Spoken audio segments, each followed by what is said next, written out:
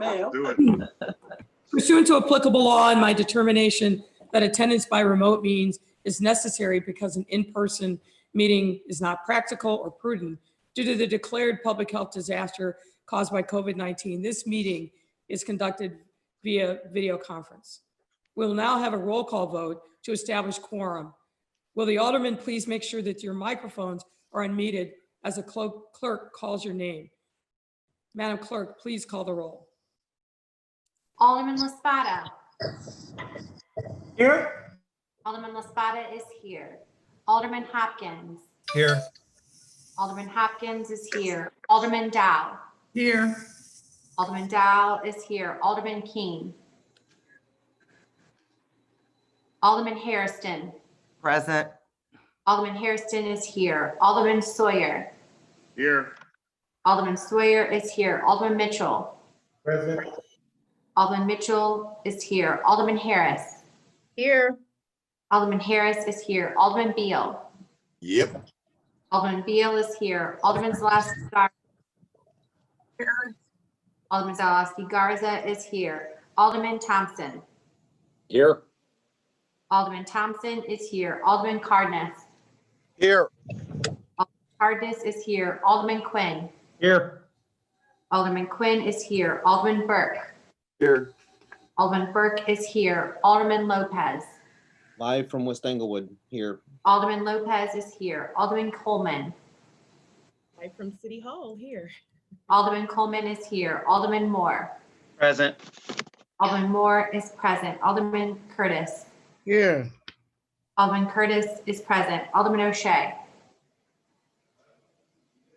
Alderman Taylor. Here. Alderman Taylor is present. Alderman Brookins. Alderman Rodriguez. Present. Alderman Rodriguez is present. Alderman Tavares. Present. Alderman Tavares is present. Alderman Scott. Present. Alderman Scott is present. Alderman Cicho Lopez. Present. Alderman Cicho Lopez is present. Alderman Maldonado. Alderman Burnett. Here. Alderman Maldonado is present. Alderman Maldonado.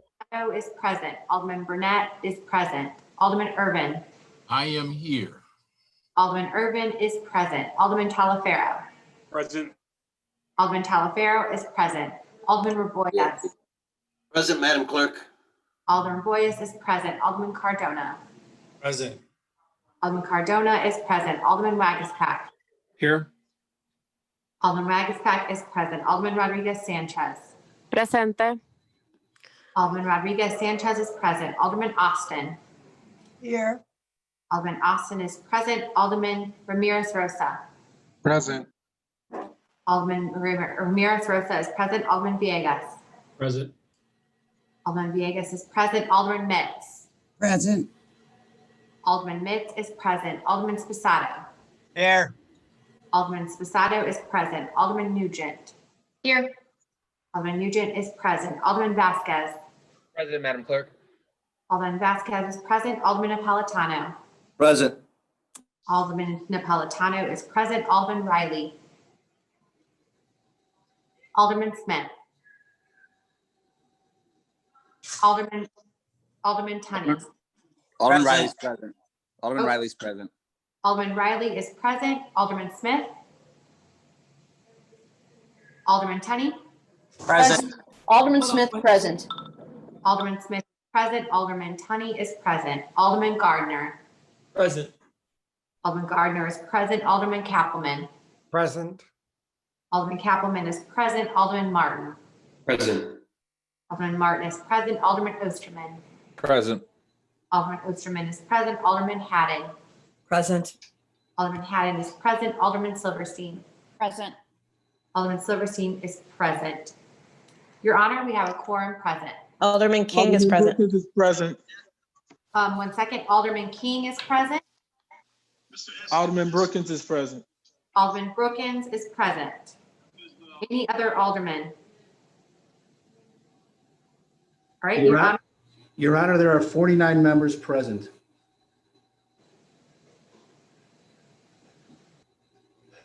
There are 49 members present. We have a quorum. We will now recite the Pledge of Allegiance. Please rise. I pledge of allegiance to the flag of the United States of America and to the republic for which it stands, one nation, under God, indivisible, with liberty and justice for all. Thank you. Please remain standing. The invocation will be delivered by Father Matt O'Donnell of St. Columbanus Catholic Church. Father. Thank you, Mayor Lightfoot. And thank you for inviting me today and for allowing me to pray with the City Council. And so let us pray. Most gracious and generous God, we gather before you today, trusting in your plans and believing that you can use each of us to bring about a transformation in our city. We thank you, God, for the inspiration you share with each of us.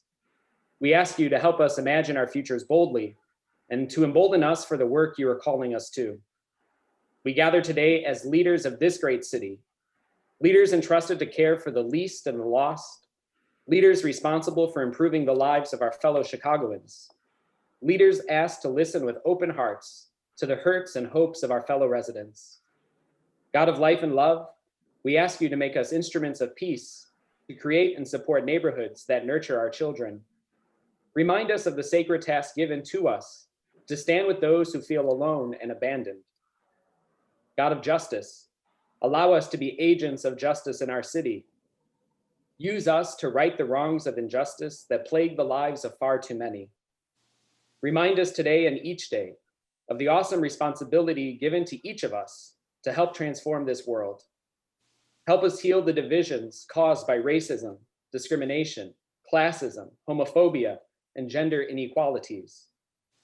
God of blessings, let us share the gifts of goodness, love, and justice as we stand in solidarity with all of our neighbors in the city of Chicago. We mourn the loss of all those who have died from COVID-19, especially the residents of Chicago. We pray for all those recovering from the coronavirus. We ask you to bless Mayor Lightfoot with steadfastness and strength as she continues to lead our city in this most difficult time.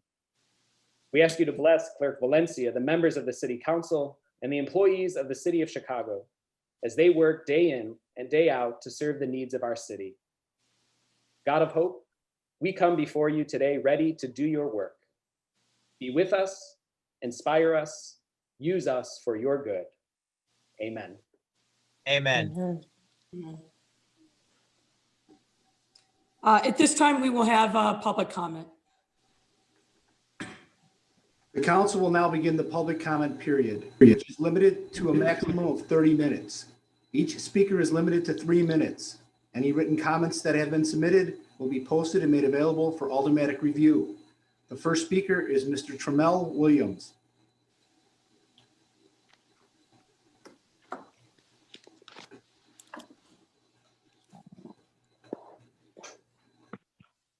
Good morning, Mayor Lightfoot and City Council. My name is Trammell Williams of Elite Mind LLC, as well as administrator of MC School, which is a youth development and mentoring organization here in Chicago. However, this morning I'm calling on behalf of Black Heroes Matters for DuSable, which is a coalition of about 50 organizations who are demanding or asking Mayor Lightfoot and City Council to please consider our demands to honor Chicago's founding father with his just due, Jean-Baptiste Point DuSable. On our first demand, we would love and we would like for the renaming of a street in his honor. Preferably, we are aiming at Lakeshore Drive to be renamed Jean-Baptiste Point DuSable Drive, the outer drive more specifically. Our second demand would be for a city holiday to be named in his honor, Jean-Baptiste Point DuSable Day, what have you. And our third demand would be for a major scaled monument, at least 25 feet minimum, in his honor, Jean-Baptiste Point DuSable. I do know that Alderman Moore of the 17th Ward has been in communication with some aldermen and some other members of City Council, as well as the mayor, in regards to our demands. So I just ask that you please take a look at what our proposal is and consider our demands. Thank you for your time this morning. Thank you. Thank you, Mr. Williams, for your comments. Our next speaker is Beth Harris.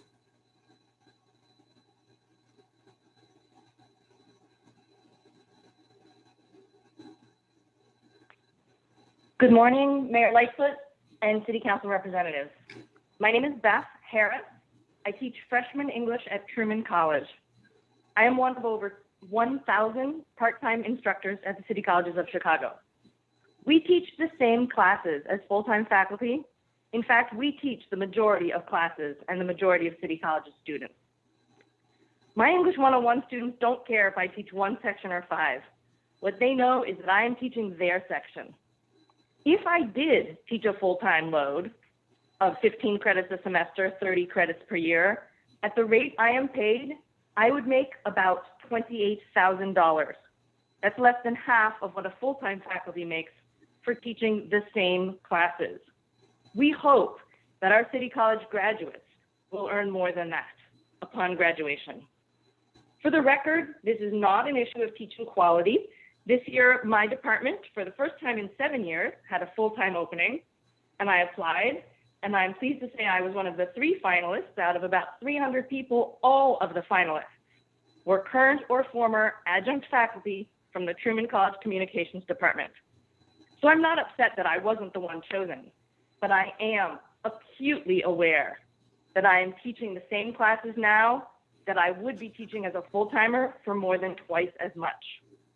And because of COVID-19, I am also that much more acutely aware of the disparity this year because the other work that I usually do is harder to find. I really need City Colleges to be pulling its fair share of the load in my income. City Colleges adjunct faculty are among the lowest paid locally, regionally, and nationally. And neither City Colleges of Chicago can deny that, nor can the City of Chicago deny that disparity. The question, as with so much else we are dealing with right now, is will anybody act? I urge you to support the teachers who are supporting the majority of the students by supporting pay equity for the adjunct faculty, part-time librarians, and vocational lecturers of the City Colleges of Chicago. Thank you. Thank you, Ms. Harris. Our next speaker is Ephraim Martin.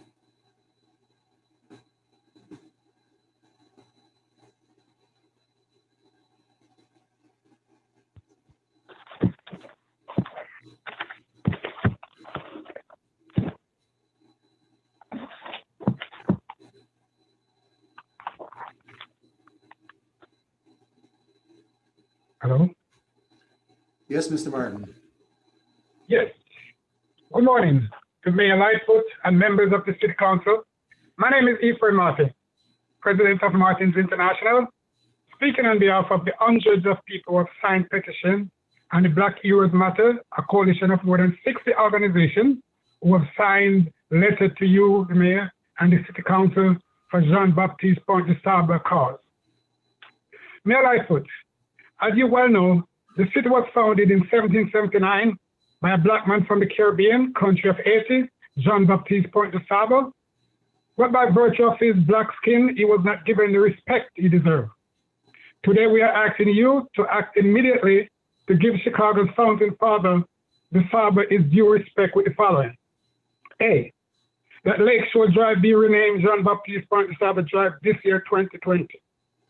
That the city provides financial support for a major 25-foot de Sable monument and secure a location for its erection at the front of Grand Park and the east side of Michigan Avenue, with confirmation before the end of 2020 and installation by the end of 2021. C, that a full city holiday be set aside in honor of de Sable, who founded this great city. We are respectfully asking for a commitment as soon as possible within the next 30 days to start the process. While we are waiting on your financial and location and commitment, we have established a GoFundMe campaign on the de Sable Chicago with access also at www.blackheroesmatter.org.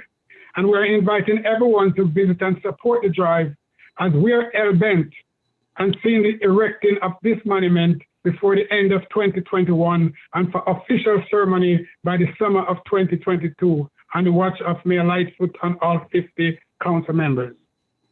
Please, let us correct the wrongs to de Sable and let's give him his respect. It's now over 100 years from generation to generation, hundreds of people have been pushing for a monument, a street, a city holiday in honor of Chicago's founding father without success. Let us not wait another year or another generation to get started. The Black Heroes Matter Coalition and the people of Chicago are asking that there be no further approval for any public monument, street, or holiday for any individual until those of the Black man who started this city can be realized. We trust by the end of 2020, we will be driving down the Saba Drive by the lake, formerly Lakeshore Drive. And how sweet it will be when arriving downtown, you are greeted with a giant DeSable monument, welcoming everyone to Chicago. We know that together, we can all work together to achieve all these objectives of for this Black founding father. We can be reached via email at bheroesmatter@gmail.com or www.blackheroesmatter.org. Thank you for your comments. However, your time has expired. Our next speaker is Ms. Catalina Andrade.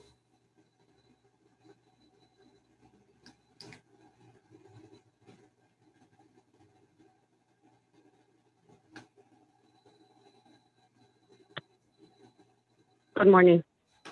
Good morning. Good morning. My name is Catalina Andrade. The reason I joined this meeting is because my son was murdered on July 18th on 24th and Washington. Until this day, we have not that much of information. I'm just no justice.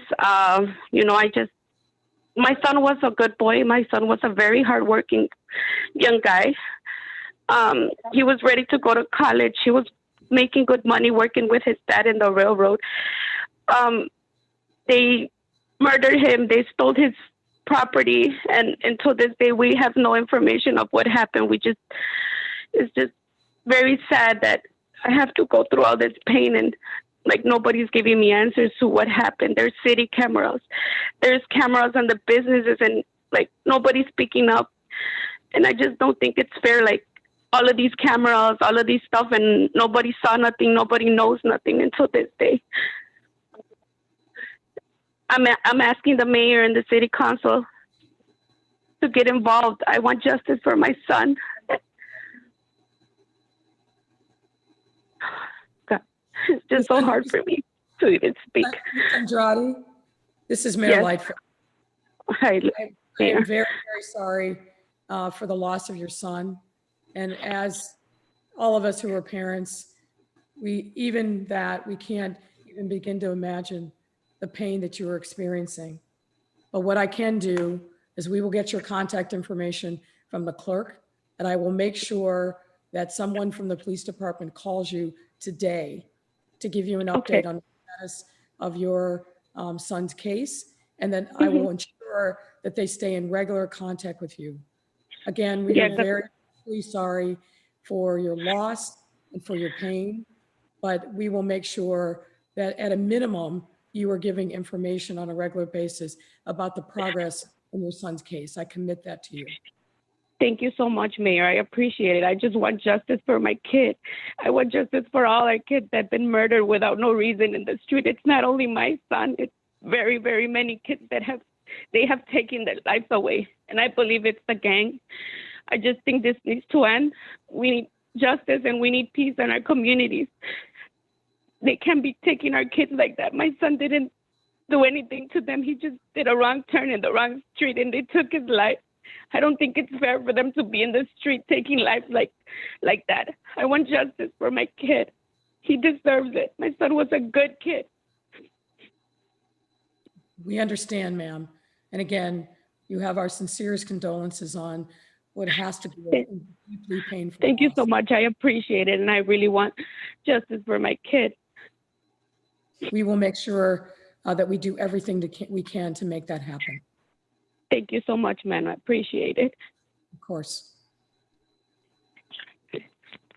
Thank you, Ms. Andrade. Thank you. Our Thank next you. speaker is, Hold on, Peter.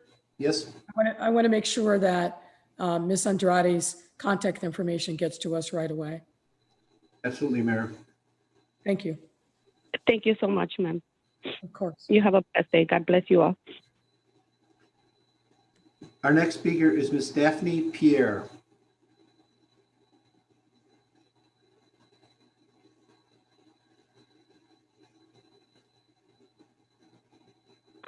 Hi, good morning. My condolences, before I start, I wanted to say my condolences to Ms. Catalina Andrade. I just wanted to say condolences. I'm going to start by saying good morning, everyone. My name is Daphne Pierre Chameleon.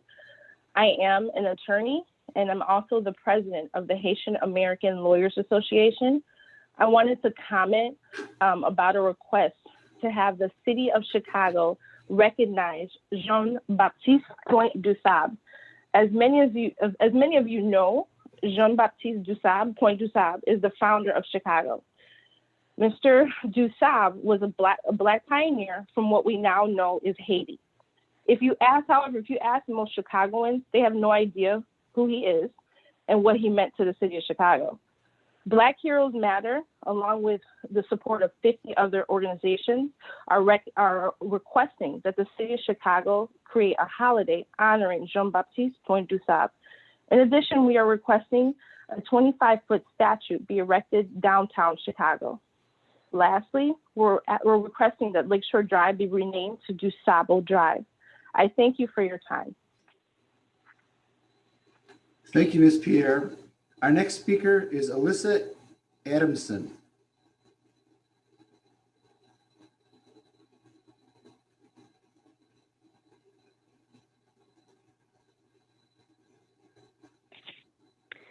Good morning. My name is Alyssa Adamson, and I live in the 28th Ward, and I'm an adjunct lecturer at the City Colleges of Chicago and a member of its adjunct union, CCC LOC. I currently teach 4 courses at Harold Washington and Malcolm X College. I have a PhD in philosophy and 4 years of college-level teaching experience. But on average, I make $25,000 per year. I teach at least 80% of the load of full-time faculty at the city colleges, but I'm paid over 50% less for the same work with the same credentials. My only access to medical care is through Medicaid, and I've had to use SNAP benefits to meet my grocery needs. Across city colleges, adjuncts make up 65% of all faculty positions, but a majority of us, including myself, live below the poverty line. I have dedicated the last 10 years of my life to become a community college professor, and I'm absolutely dedicated to my students at the city colleges. I write students letters of recommendation for transferring to 4-year institutions, for their internships, fellowships, and study abroad opportunities. I've been a job reference to students securing employment. And as a humanities instructor, I motivate students to be lifelong learners and to think critically about our shared world to make Chicago the best city it can be. Yet so far, City Colleges has been unwilling to negotiate a fair contract for its adjuncts that would offer a living wage, or at the very least, equal pay for equal work. In fact, they are only offering a 2% increase in wages each year for 5 years, which is completely unacceptable. This so-called raise will not even make our wages match the current adjunct wages at the rest of Chicagoland community colleges. A living wage for me would mean that I won't have to engage in the gig economy on top of a full teaching load to be able to survive. My days this semester have looked like teaching duties from 8 a.m. to 4 p.m. and delivering groceries from 4 p.m. to 9 or 10 p.m. If I can depend on my teaching paycheck to cover my bills, I have more time to further develop my pedagogy, lesson planning, and helping my students reach their goals. Many adjuncts also have crippling student debt that will never be paid on our current wages, and defaulted student loans can become a barrier to further employment. While I understand budget constraints, I also read the Chicago Budget Survey results, which reflected a mass movement for defunding CPD and investing in services that benefit Chicago's Black and Brown communities. Given that City Colleges overwhelmingly serves Black and Brown students, investment in the educators at City Colleges is also an investment in Chicago's Black and Brown communities. I urge Mayor Lightfoot and the City Council to push City Colleges to negotiate in good faith for a new collective bargaining agreement, providing an equitable and living wage for its adjunct faculty, who quite literally make the City Colleges run. Thank you. Thank you, Ms. Adamson. Our next speaker is Ms. Sarah Ketchum.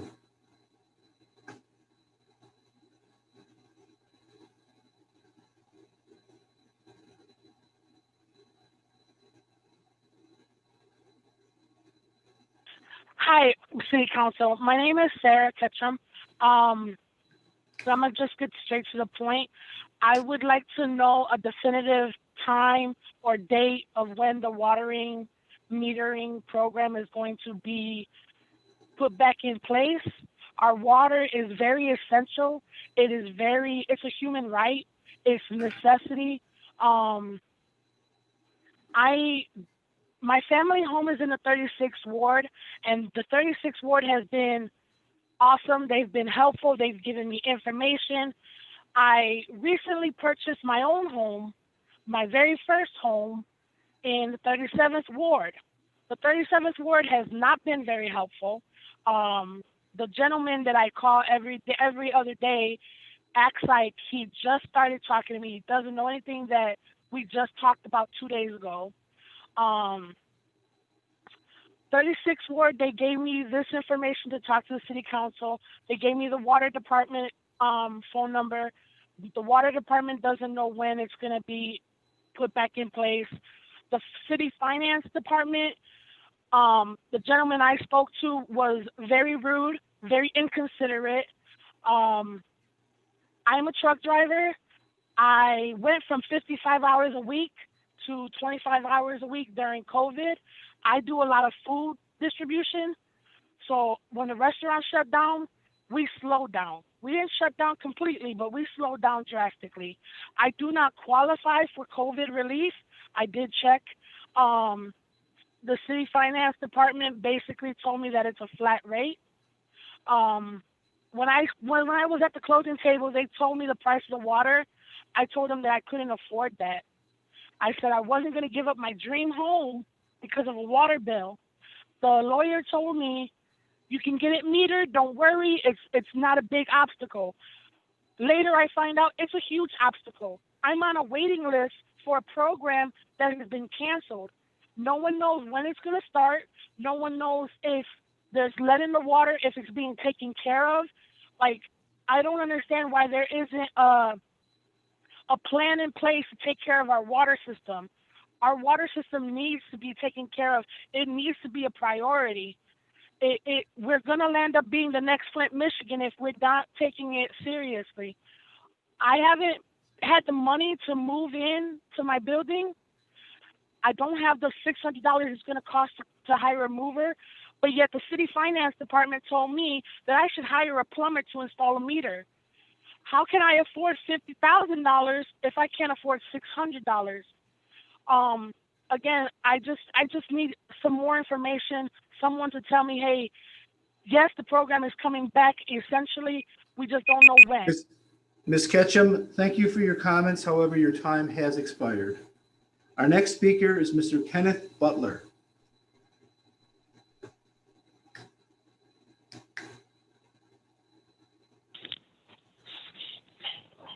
Good morning. Good morning, Mayor and the City Council. My name is Ken Butler. I'm the Executive Director of May Downs Community Committee and a former resident of the Henry Horner West Haven community, which is located in the 27th Ward for Alderman Burnett. We are requesting to be included, respectfully requesting to be included in this round of our CJA funding for gang intervention and prevention activities. Since 1996, Major Adams has provided after-school programming as a hook to divert delinquency behavior for at-risk youth. The programming hook directly feeds into our gang intervention and prevention violence interruption activities. People ask, well, why aren't you listed as a gang intervention program when we look you up in the city directory? Well, from the beginning, we did not want to be labeled solely as a gang prevention and intervention organization, because we take a holistic approach to assisting the community and empowering themselves to find sustainable solutions for neighborhood issues. Our partnerships provide us with the opportunity to service the entire family. Those services include everything from adult and youth employment, job training, outreach for various mental and general health, post-high school selection, college tours, community organizing, youth leadership, food and clothing referrals, community and family events, cultural arts, so forth and so on. But our after-school programming is a hook to engage young men and women in our gang intervention and prevention programming. Those gang activities that we provide that include Summer Moonlight Basketball Tournament, year-round teen adult basketball, peace circles, violence prevention workshops, know your rights activities, gang intervention outreach, job counseling, violence interruption, and phone trees. We work very closely with Alderman Burnett and the representatives from the 10th District, state representatives from the 10th District, to ensure that we can keep the peace within our community. If you check the statistics from Ashland to Campbell and from Harrison to Lake Street, you'll see that our crime statistics are lower than most communities. That's because of the work, directly because of the work that we do with the gang members that are located within our community and the work we do with our local politicians. Again, our prevention programs allow us to have those relationships with those individuals that help us to reduce violence in our community. Again, we are requesting to be included in the round of procedure funding because that would allow us to expand our efforts and continue to sustain the peace that the alderman and everyone else has been able to enjoy within this community. We thank you for this opportunity to speak to you, and we hope that you all will receive this message and allow us to be able to continue our work within the 27th Ward with Alderman Burnett. Thank you. Thank you, Mr. Butler, for your comments. Our next speaker is Ms. LaTanya Darden.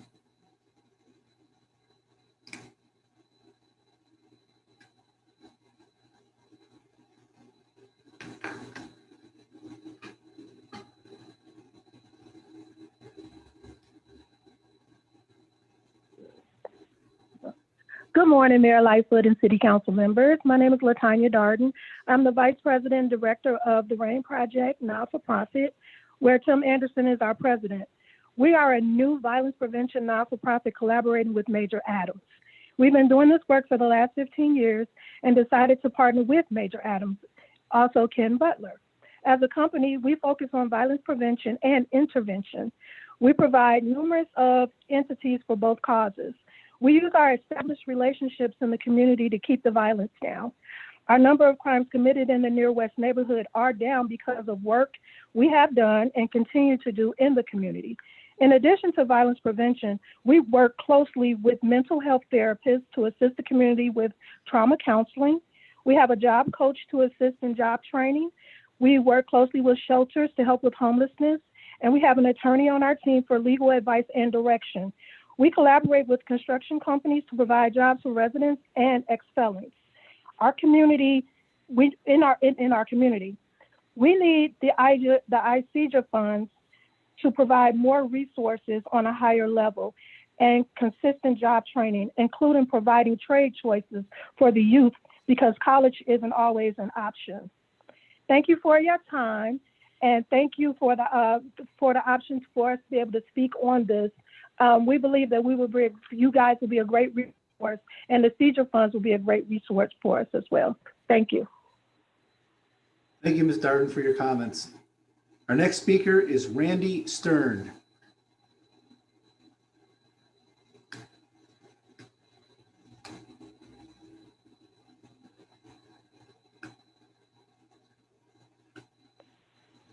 Good morning, Mayor Lightfoot and City Council representatives. My name is Randy Stern, and I am on the board of the Jewish Council on Urban Affairs.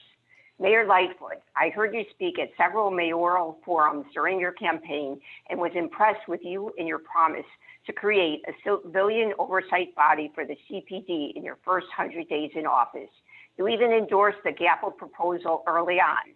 I campaigned for your election. I canvassed for you in the rain and proudly attended your inauguration with my adult son.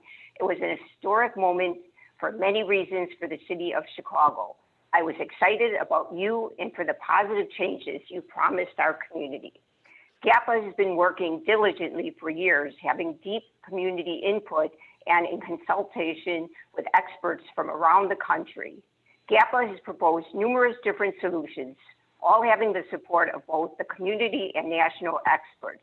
Now, Mayor Lightfoot, you are scorning the efforts of thousands of community members who spent years developing this proposal because you do not want to give up your power by allowing community oversight, and thus transformation of the CPD.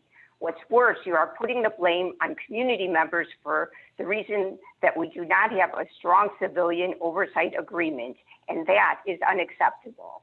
I supported you in your historic election because I believed in you. I want to support elected officials who keep their promises. Please use your voice and power to lead our city to enact change by honoring your promise for civilian oversight of CPD. Is Chicago going to be the one city that doesn't make substantial changes to its policing system?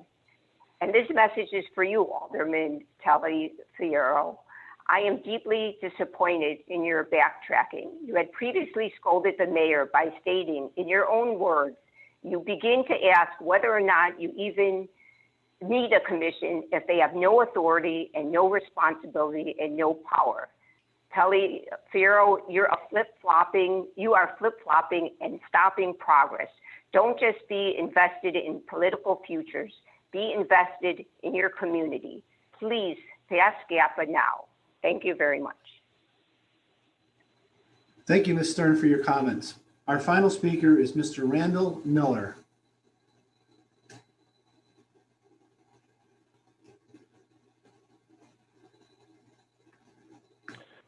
Good morning, Mayor Lightfoot and City Council members from all 50 districts.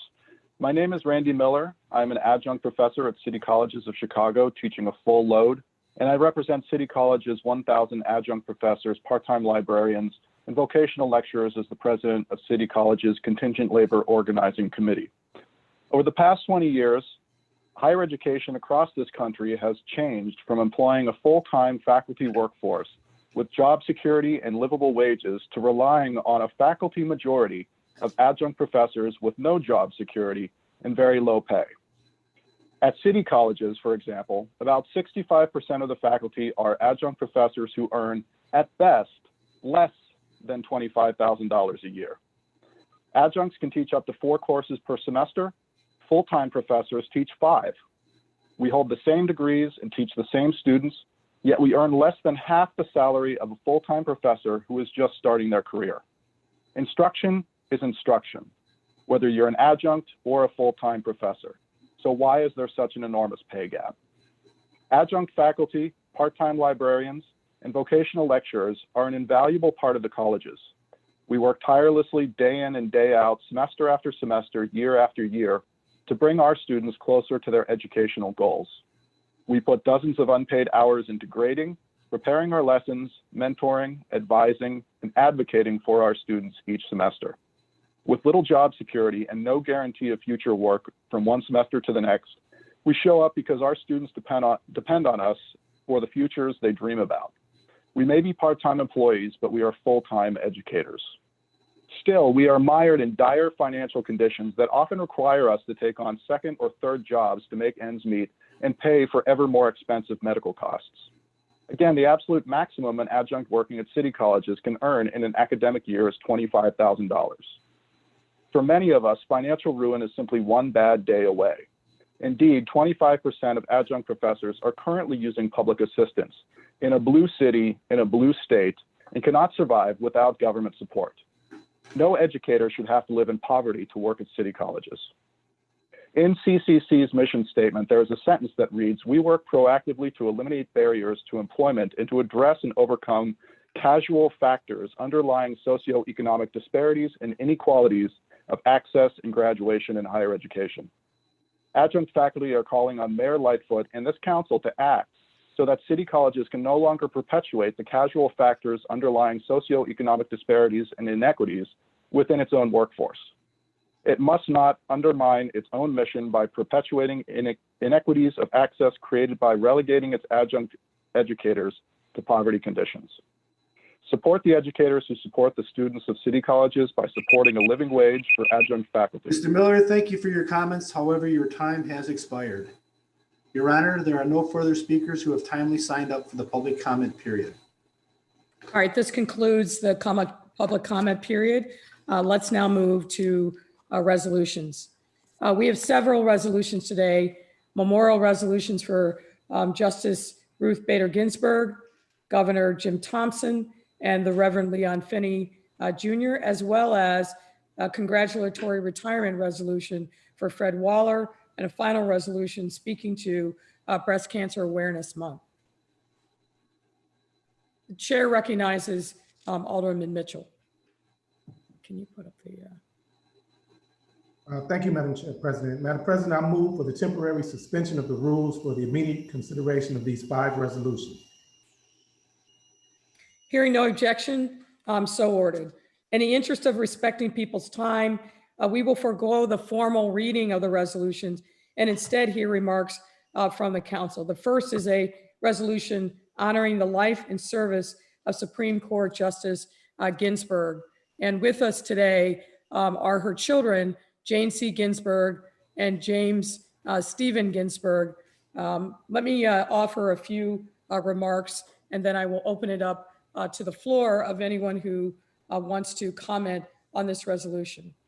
As we all know, Justice Ruth Bader Ginsburg was only the second woman to ever serve on our nation's highest court. Justice Ginsburg went to law school at Harvard and then transferred to Columbia, graduating at the top of her class. Despite that fact, she struggled to get employment. She consistently confronted but overcame sexism as she built her career. Justice Ginsburg was a pioneering leader for women's rights. I think there's no question whatsoever about that fact.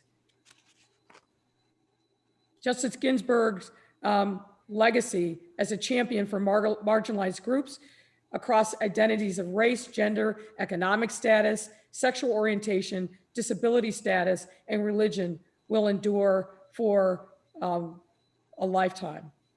And we have all benefited from Justice Ginsburg's body of work. We mourn her passing, but we must make sure that we live up to the legacy that she set for this entire country, and particularly for women. And I, for one, I'm very saddened by her passing, but grateful that she lived the life that she lived because she was a champion for all of us. At this time, the chair recognizes Alderman Michelle Smith.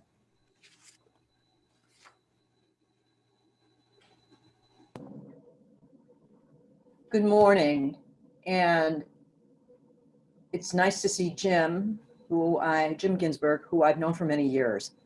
And it must be very difficult to mourn someone who is a parent and also a figure on the world stage. What I do know is that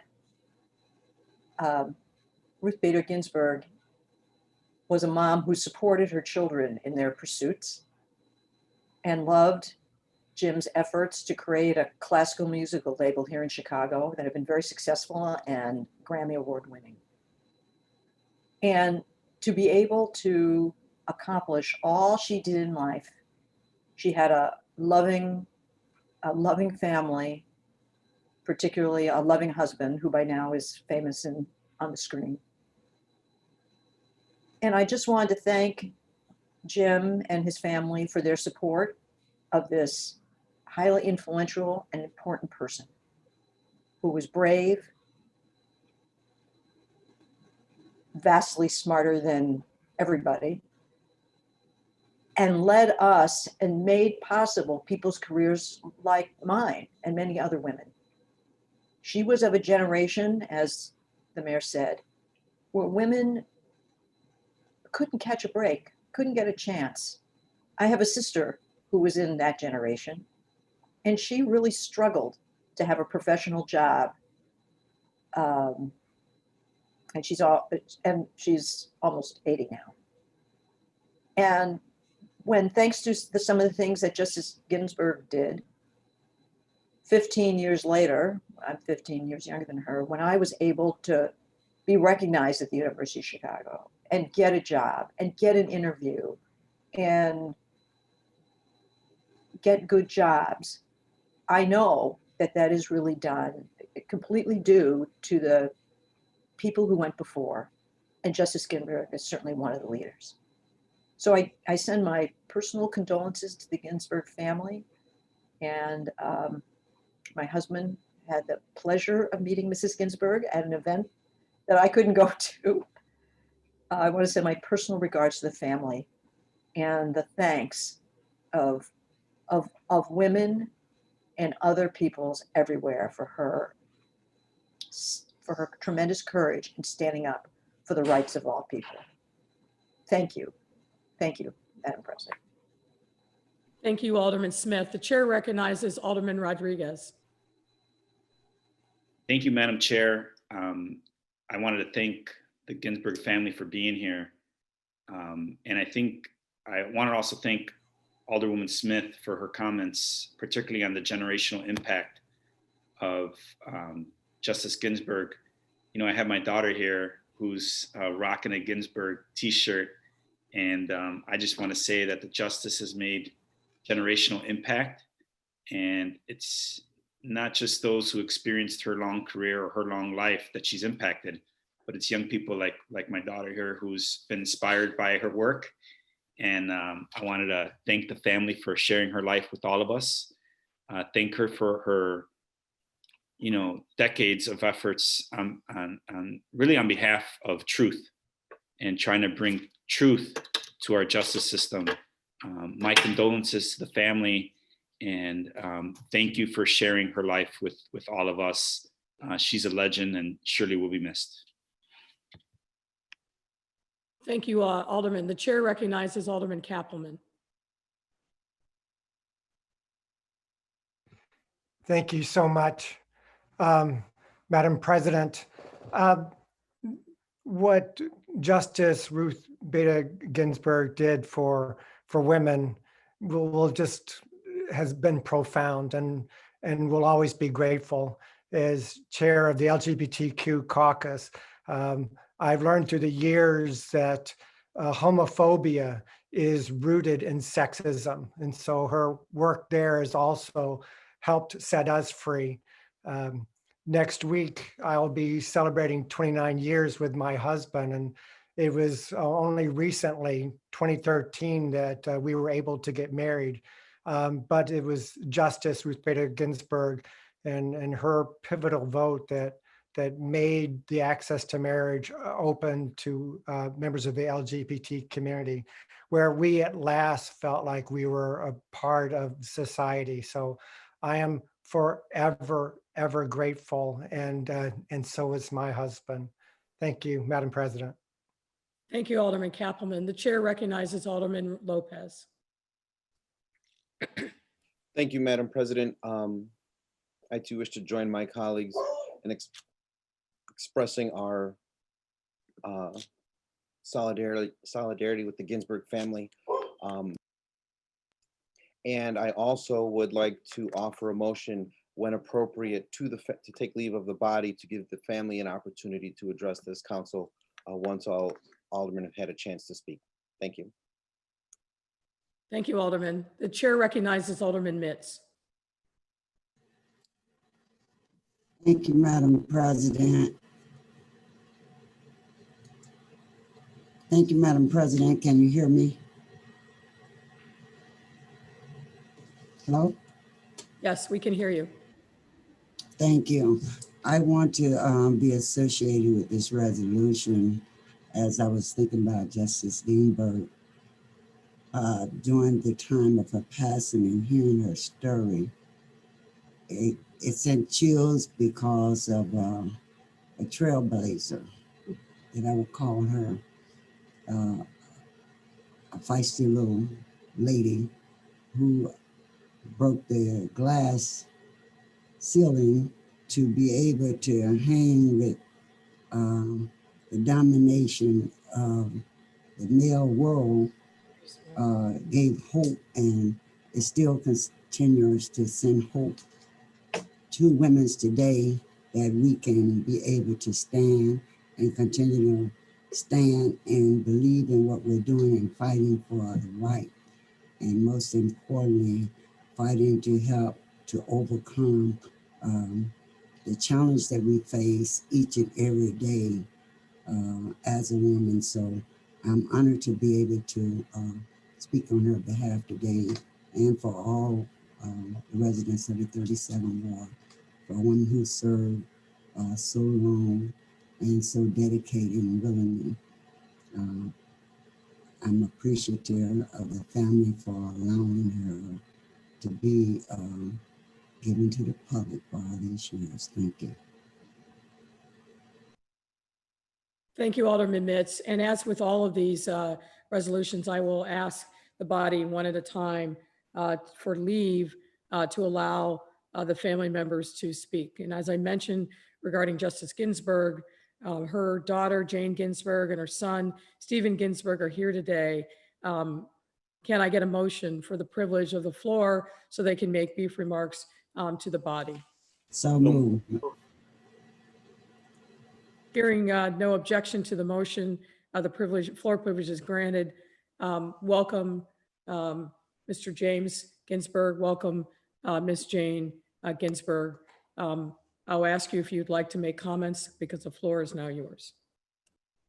I'm happy to go first as the Chicago branch of the family. I really appreciate all these tributes. It's been amazing, the outpouring of support we've received these last few weeks, and just how much people appreciate the work my mother did. As you know, her two great loves were law and music, and both are represented in the following generation. My sister followed my mother to become the first mother-daughter combination to go to Harvard Law School, and then my sister's daughter, Clara, made it 3 generations of women at Harvard Law School, which obviously was another first. My mother always said that if she could have had any other career and had the talent for it, she would have been a great opera diva. So I am happy to represent the musical side of her passions with the company that I have here in Chicago, which is a nonprofit classical music record label that supports specifically Chicago musicians. So it's especially wonderful for me to hear these tributes from representatives of my government, and a special shout out to Michelle Smith, because in fact, I have worked with her on many occasions, and I really appreciate her remarks. Thank you, Jim. Jane, would you like an opportunity to make some comments? Thank you very much, Madam Mayor. I really don't have much to add to my brother, other than to express the family's tremendous appreciation of the outpouring of support that we have received from all over the country and even all over the world. I suppose I should give a small shout out to my own Chicago connections, since I am a very proud graduate of the University of Chicago, to which my brother followed me, I suppose one might say, only he came and he stayed in Chicago. It has been a tremendous honor for our mother to be thus honored by the city of Chicago. And I'd just like to reiterate our gratitude. Thank you very much. Thank you, Jane. And I also just want to acknowledge that James's wife, Patrice, is also on the Zoom, but thank you very much. And again, on behalf of a grateful city, state, and country, we honor your mother and mourn her loss. You have our sincere condolences. Thank you very much. Next resolution is for Governor Jim Thompson, who also recently passed on August 14, 2020, at the age of 84. And I believe his wife, Jane, is with us today. Again, I won't go through the entire resolution. It is quite lengthy given his list of accomplishments, but I would like to say a few words. Jim Thompson is a son of Chicago. He was born on Chicago's West Side in 1936 and went to the University of Illinois Chicago campus and then Washington University in St. Louis before earning his law degree from Northwestern University.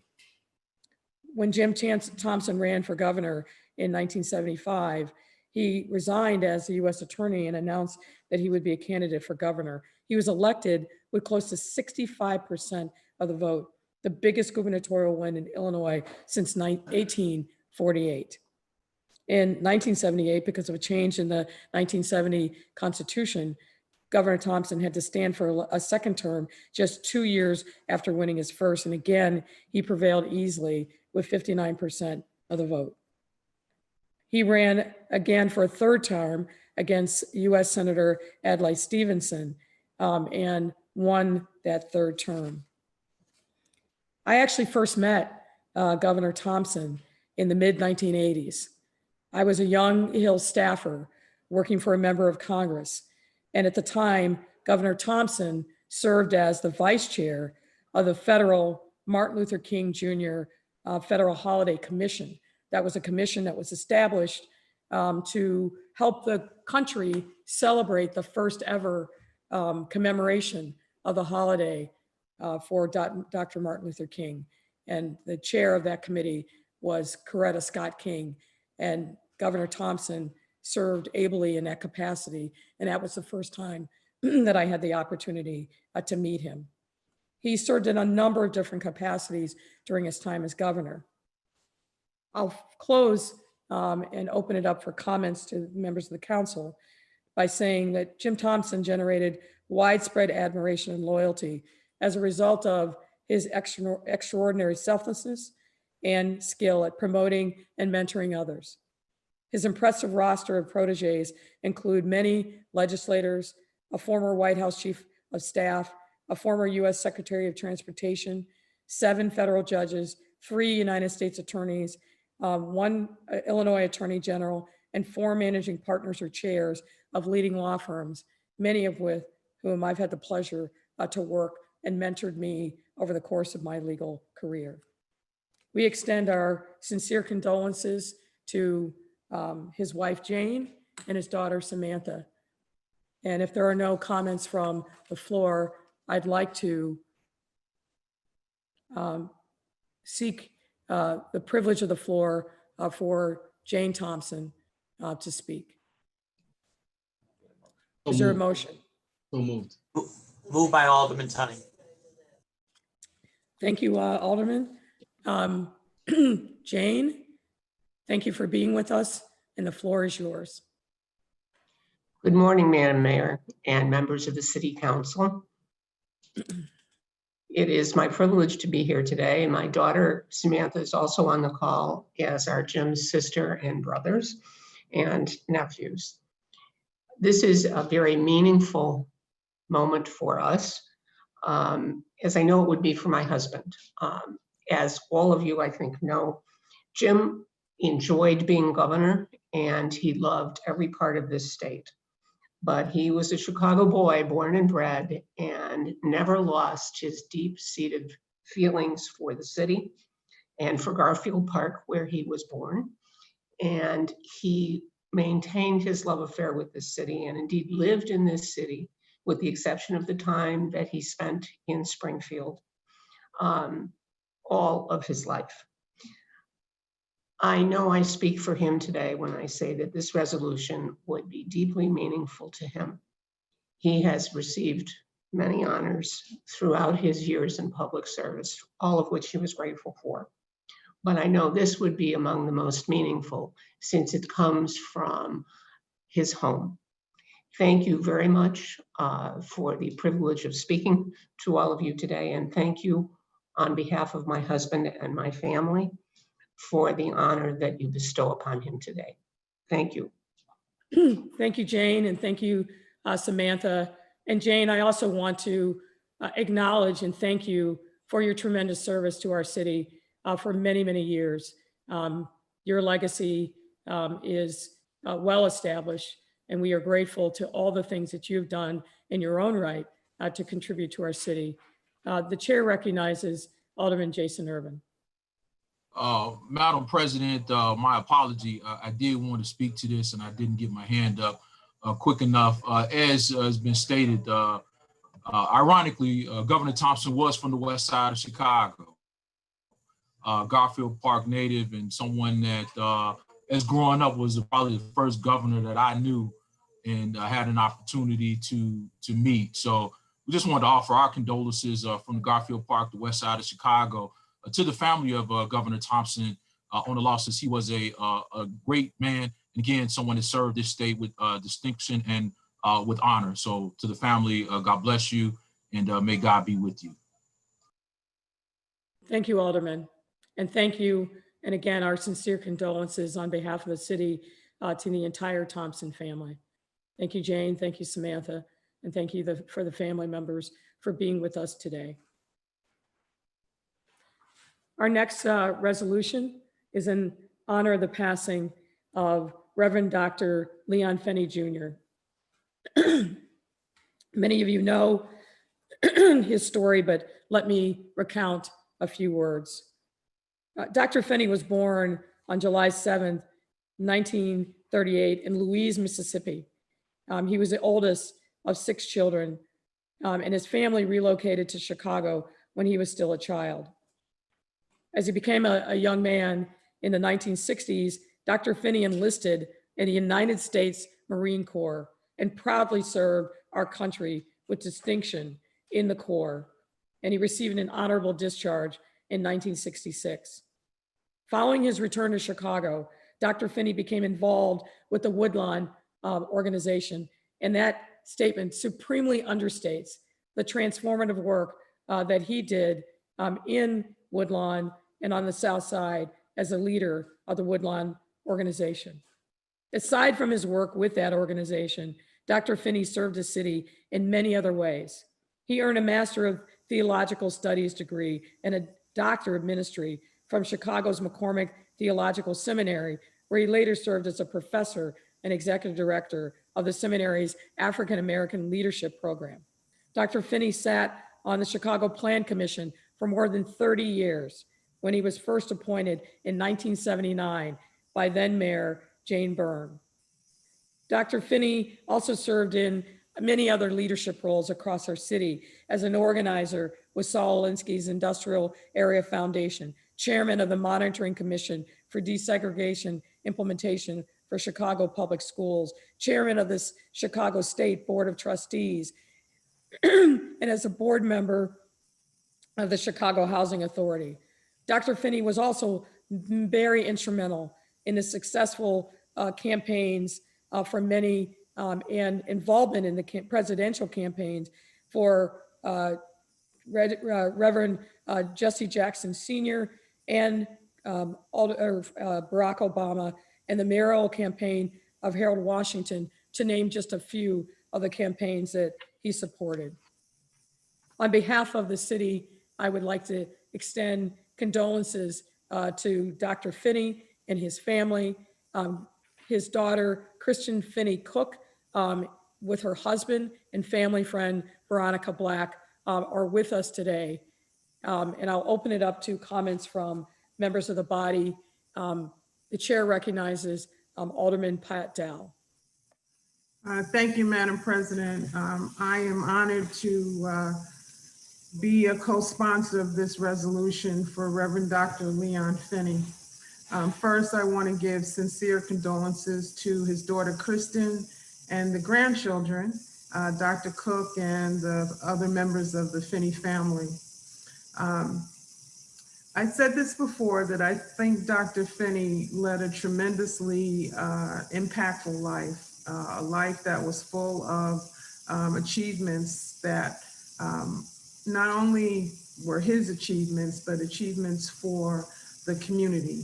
And these are lasting achievements. He will always remain an inspiration to the people of the city of Chicago, and especially African Americans who desire and seek change within their communities.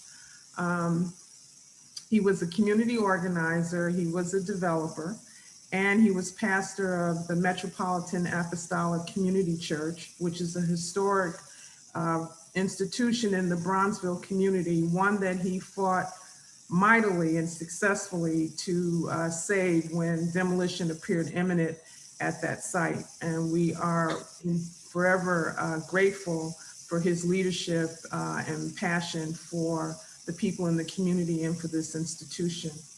As I remarked earlier in attendance at his services, he was a titan of the South Side, no doubt about it. Everywhere you went, the name Leon Finney was known to everyone. On a personal level, he encouraged and supported me as alderman of the 3rd Ward at a time when I really needed it. And I want to thank him for that. We shared many conversations about politics. We shared conversations about urban planning. He and I shared a passion for that, and I always respected the fact that he had given so much of his free time to the Chicago Planning Commission. We spoke a lot about the need to provide food and other kinds of services and resources to the needy, and especially those residents that reside in Chicago Housing Authority. He managed and was involved with many of the buildings in my ward and many other topics. So we mourn his loss, and again to the family, wish you well. I look forward to seeing you all more in the future. Madam Mayor, thank you for bringing this resolution forward. Thank you, Chairman Dow. The chair recognizes Alderman Sophia King. Thank you, Mayor. Mayor, I'd be remiss as a leader of the Progressive Caucus and as a Black woman if I didn't take a small second to acknowledge the notorious RBG who put the P in progressive with her work. Just want to publicly thank her and her family for all that they did. But they say, that all politics is local. And I think they were talking about the Reverend Dr. Leon Dorsey Finney Jr. When they coined that phrase. While he did a lot of his work in the Woodlawn area, he also worked and lived in Bronzeville, as he understood its history and the significance of housing to wealth building in the community. He dedicated his life selflessly to trying to gain housing and economic equity in Chicago. He was also called on by presidents and everyday people for his advice. He impacted many and could always be counted on for collaboration and leadership. Kristen, I know you are heartbroken, and your dad's passing has impacted so many, and especially your family, your kids. However, I hope you can find some solace just knowing that his life impacted so many and that he was a leader among leaders, and his legacy will live on. Thank you, Mayor. Thank you, Alderman King. The chair recognizes Alderman David Moore. Thank you, Madam President. First of all, as it has been stated, definitely condolences to his family, and definitely we're going to continue to lift you up in prayer during this time as God covers you, smothers you, and surrounds you with his love. Thanks for bringing this resolution before us. First meeting Dr. Finney was with Reverend Clay Evans, probably when I was in my 20s, and it was just a meeting in terms of I was more with Reverend Evans, and Dr. Finney was meeting with him. So neither did Dr. Finney care who I was, and I really didn't know who he was. All I know is that was a sharp guy with a bow tie that looked good. And I was like, man, he is sharp, and he stayed sharp. But our relationship came to be formed, believe it or not, in confrontation. And it was because Doc Finney is who Doc Finney is. And I did not always share part of his political beliefs, or not so much beliefs, or his actions. So we battled sometimes. But then in that battle, he taught me a great lesson. And that lesson he learned from being a disciple of Saul Alinsky. And he taught me, David, and that was that time it was David, not Alderman, there's always the same space that confrontation and compromise can reside. Don't ever forget that. And so don't always let your confrontation be so confrontational that you cannot compromise. And that's a lesson from Dr. Finney that I'll never forget. The other part is that no matter what, in terms of disagreements that we've had, he would always pull me in and say, David, then it became alderman, how many people are you hiring? I had 0 on my fingers. How many people are you putting to work? 0 on my fingers. Change lives. And that's what Dr. Finney was about. Whether you agreed with his politics or not, he changed and impacted so many people's lives through jobs, through contracts, through politics even. And so for that, his legacy would live on. As a matter of fact, a week before he passed, well, maybe 2 weeks before he passed away, I think it was, he came to visit me to be a blessing to a not-for-profit organization in my community, one that had got burned out in a fire that was helping little kids do a great deed. And when I saw him, I looked and I said, I'm praying for you, Doc. You need me to do anything, sweep the floor, whatever. He said, I'm gonna be good, I'm gonna be good. And then the final week later, I got the call. Can you believe a man going through what he's going through and still thinking about others in his last day? That's the legacy of Dr. Leon Finney. And so I thank his family for sharing him with us. And I thank this mayor in the city of Chicago for bringing this resolution. God bless you all. Thank you, Alderman. Those were beautiful words. The chair recognizes Alderman Walter Burnett. Thank you, Madam Chairman. I don't think I can be any more eloquent or any more detailed than my colleagues who have spoke before me. I agree with everything that they've said. Dr. Finley definitely was a leader of leaders. I remember being in many meetings with him where he would shake the whole room up, and he would be straight up with no chaser and tell everyone, stop faking, let's get to work, we can do this, and we can make it happen. He was always pushing to get people moving and making things happen in the city of Chicago. He's helped so many elected officials to get elected. He was a maker of kings in our city. And he hung among the elites, but he worked alongside the poor people in our community and helped to raise them up. He will be missed. My condolences to the family. He left a good legacy. He was always reinventing himself. He goes from having a barbecue place to housing to having a radio station.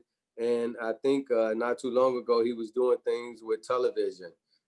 He's just a Renaissance man. He would be missed by so many people. I'd like to thank the family for sharing his life with us in the public. Thank you. Thank you, Alderman Burnett. The chair recognizes Alderman Leslie Hairston. Thank you, Madam Chair. I too wish to be associated with this resolution honoring Dr. Finney. My condolences to the family.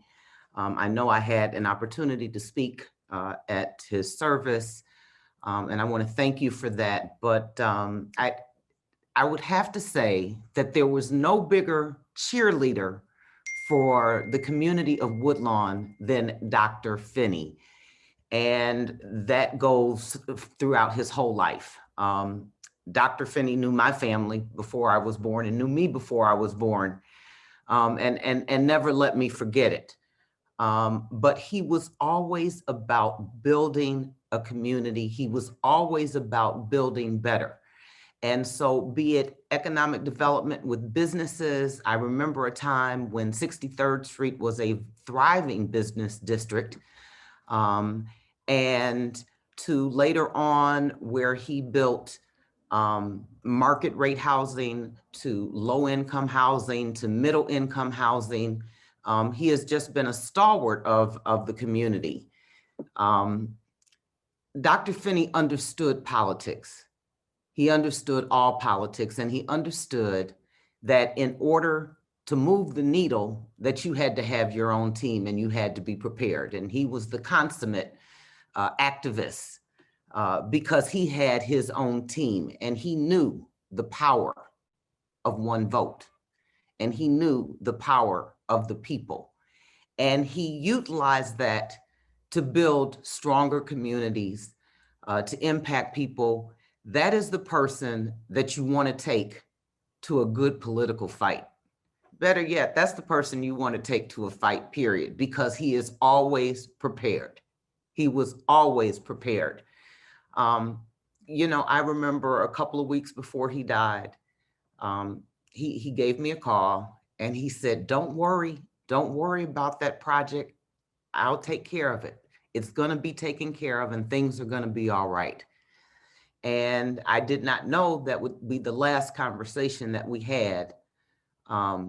But it has been taken care of. So whether he was taking care of it here on this earth or up in heaven, he is still watching over us, and the lessons that we have all learned from Dr. Finney will be embedded in us forever. And so I'd like to thank the family for sharing him with us, because being in the public life is not easy on anybody's family. And the time that Dr. Finney spent, whether at morning, noon, or night, and he worked tirelessly around the clock to make sure that people had a better future. So I'd like to thank the family for that, extend my deepest condolences, and thank you for sharing him.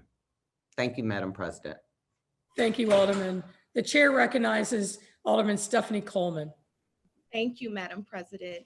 And to this family, everyone is reflecting on the Woodlawn Dr. Finney, but I would like to talk about the Inglewood Dr. Finney on 59th and Racine, and some of us that knew about those hot links and ribs right there on 59th and Racine.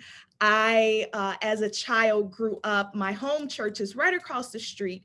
And when I think of the leaders and the men of God that we have lost this year, as Alderman Moore mentioned, Reverend Dr. Clay Evans, Archbishop Lucius Hall, Pastor Maceo Woods, Pastor Edwin Simmons, and now a grill master is in heaven, which is Dr. Leon Finney, who taught me as a little girl, and he addressed me as little girl, you can do it. You just keep on, have faith and hard work.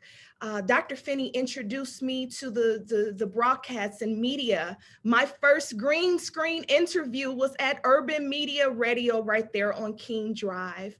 To the influences that he have given to some of today's, that next generation of organizers like John Scott and Bomani Obadeli, and just some of the great men that were under his wing. And his family. We honor you, we salute you. There will never be a greater mobilizer or organizer like Dr. Leon Finney. I also recall when he put his contractor hat on, when he built the new Leons on the southwest corner of 59th and Racine, and the legacy that he left for his family and how proud he was. And to see his father be so proud of him as the contractor of that restaurant, it inspired me to have my parents be proud of me at that moment when we had the grand opening in the 16th Ward on 59th and Racine. So to his family, to his daughters, we support you, we love you, and definitely keeping you in our prayers. Thank you, Alderman Coleman. The chair recognizes Alderman Jason Irvin.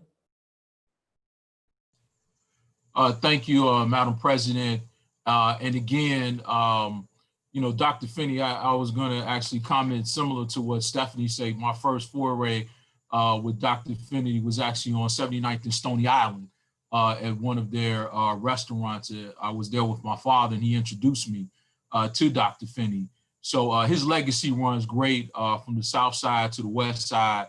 Everybody knows about Dr. Finney and those good ribs. So on behalf of my wife and I, had a second opportunity to meet, really not on the west side, but as during that last campaign, I had an opportunity to work with him and do some things. So we just appreciate the hard work that he has done, not just on the South Side, but for the city of Chicago, and on behalf of my family and the rest of the members of the Black Caucus. We just want to say thank you and Godspeed to the family.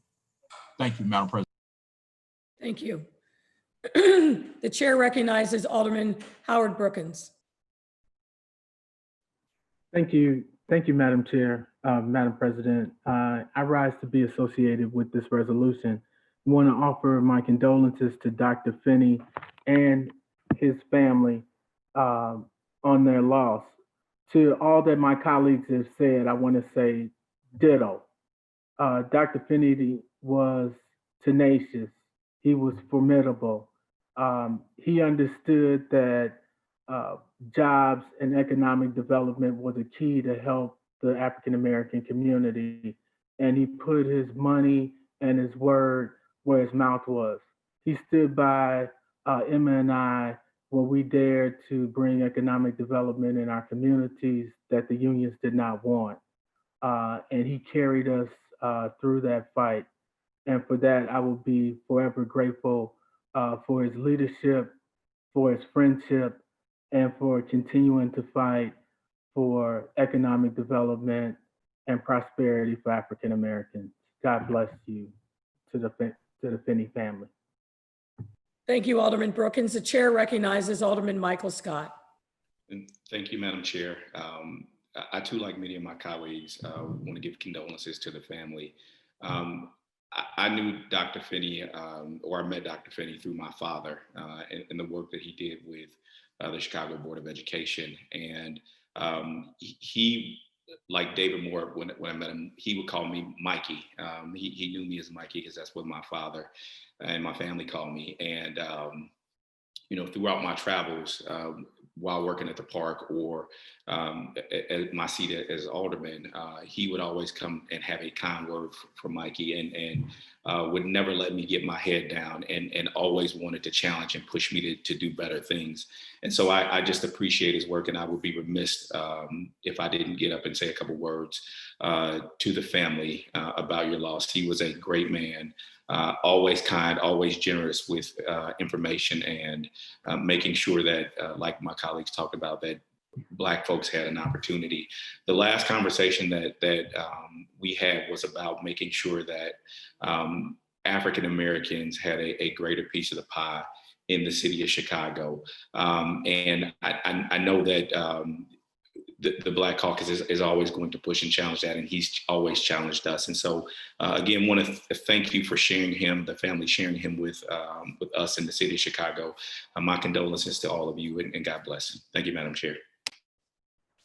Thank you, Alderman Scott. The chair recognizes Alderman Jeanette Taylor. Thank you, Madam Chair. Weeping may endure for a night, but joy comes in the morning. To the family of Dr. Finney, you have my condolences. We appreciate the work that he's done in the 20th Ward, and I could not stand by and not give my condolences. Regardless of whether I agree with his politics or not, he did stand up and fight for the community that he loved and worked in. And so from the 20th Ward office, we send our condolences. You have our prayers and thoughts. Thank you, Alderman Taylor. Kristen and Dr. Cook, I hope you take from these really heartfelt and passionate tributes that your father really touched the lives of many. And I think this was just a small sampling of what he did throughout his lifetime in really trying to work hard to make Chicago, and particularly Black Chicago, better for all. I had the opportunity to bump up against your father in a couple of different circumstances, mostly in my role as a lawyer, fighting for causes with which he did not agree. But I always knew that when he walked in the room and he cut such a wide, dignified swath, that there was somebody who had a formidable intellect, a great strategist, and a very kind heart, even as we were battling, often on opposite sides of an issue. And I want to just also say, personally, I very much appreciate the warm and generous comments that he sent to me in his last days. I appreciate it. I'll never forget it. And like everyone here has said, we wish you the best as you move through your journey of grief. And we extend our sincere condolences to you and all of your family members in this difficult time, but know that your father's legacy will endure for a lifetime. Thank you. And as with the other resolutions, is there a motion to extend the privilege of the floor to Kristen? So moved, Madam Chair. Kristen, the floor is yours. Thank you, Mayor Lightfoot. I first would like to thank you and the councilman for honoring my father today. He would be very, his heart would be very warm to hear all the comments that everybody has shared. His life was about serving others, and making sure that that dash between 1937 and 2020 meant something. And so he loved Chicago. This was his stomping ground. He loved Woodlawn and all the neighboring areas, of course. Again, his focus was always about giving back, about access, about equality, and about opportunity. And so from our hearts, these are his two granddaughters, Jade and Ava. We really want to thank you. His siblings are also on the line, as well as my husband. Want to thank you for honoring him in this way. I have grown up being able or knowing how it was to share him. And so it's only fitting that during this period as well, we really appreciate everything that you have shared about him and just the honor that you are bestowing on him at this time. I think my daughter had one or both of them had a comment to make. So. Thank you, Mayor Lightfoot and City Council for supporting our grandfather. So with that, we appreciate the prayers and the thoughts. It is a difficult time, but as he would say, it's time to pick up, and those who knew him well, it's time to shift. So that is what we will do to try to stand on his shoulders and continue the legacy that he has left us. So thank you very much. And thank you. And thank you for everything that you've done in this difficult time. Thank you very much. And I'm sorry, I was remiss in mentioning. No, please go ahead. And I just also wanted to thank everybody who did come out to speak and send letters. I apologize, I was remiss in mentioning that. So thank you again for that as well. It was a great honor for all of us. So thank you. All right, our next resolution is for retired Chief Fred Waller. He retired on August 15, 2020, after 30 years of service to the city of Chicago. A lifelong resident of Chicago's South Side who currently lives in Morgan Park, Chief Waller received a bachelor's degree from Augustana College in Rock Island, Illinois. Since March 2016, Chief Waller served as the Chief of Operations of Patrol, the third highest position within the Chicago Police Department. As Chief of Operations, Chief Waller oversaw more than 9,000 patrol officers and detectives in all of the 22 police districts. Prior to being named to his position as chief, Chief Waller served as a deputy chief for former Area South. He was also the commander in the 2nd District and the 6th District, and he served as a TAC lieutenant in the Gangs Investigations Unit. Chief Waller also has left a legacy in the department in many ways. His wife, Keisha, is an officer in the Chicago Police Department's Public Transit Unit, and his 4 children, Whitney, Kendall, Camila, and Corey, and Kendall Waller serves as a Chicago police officer. Chief Waller, I just want to also say, from a personal note, you and I have known each other for a number of years. You've always been very, very generous to me personally. You helped me long before I became a candidate or even the mayor of the city of Chicago. You are a true son of this city. And I appreciate the generosity that you showed the superintendent and Chief McDermott through the transition period as well. Your legacy will live on for a very long time. You've touched a number of people across the city, and I know that every single day that you put on the badge and the uniform, your heart was focused on making our city safer for all of our residents. And I just want to say personally to you, I will miss you. I am grateful for your service, and I appreciate everything that you have done. And I know that the next chapter of your life will also involve service and dedication to the great city that we all love. So thank you from me personally. And at this time, the chair recognizes Alderman Jeanette Taylor. Thank you, Madam President. I met Chief Waller, Commander Waller, in 2006 when my son was shot walking past the store. And I went in Chief Waller's office to explain to him that the store where my son was shot, the business owner was very disrespectful to me. And I never met a commander or a chief who was so compassionate about a mother sitting in his office who was upset. And I lived on 45th and Calumet. They call it Bronzeville, but at that time it was really the low end, and that's what we call it. And his commitment to our community was to always be around and to make sure that we weren't mistreated and that the folks in our community actually had some respect for the mother and the children that are around the community. The city of Chicago is this is a big loss for us.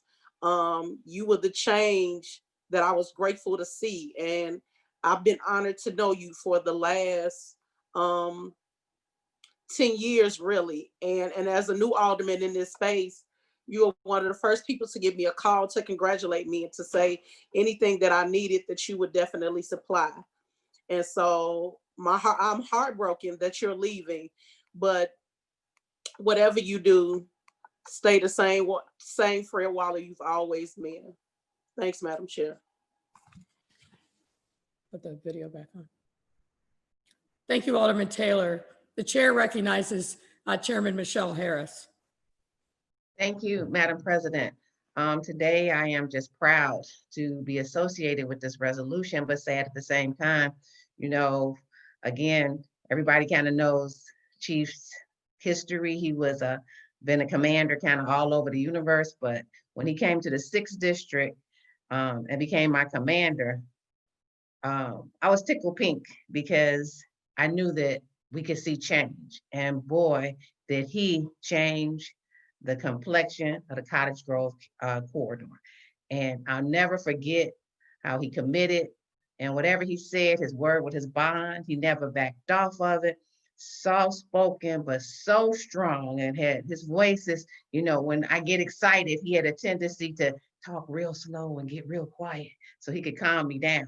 So I really want you to know, Chief, that you have transformed not just my life and the community that I represent, but you transformed my ward and you made it a better place for the residents of that community.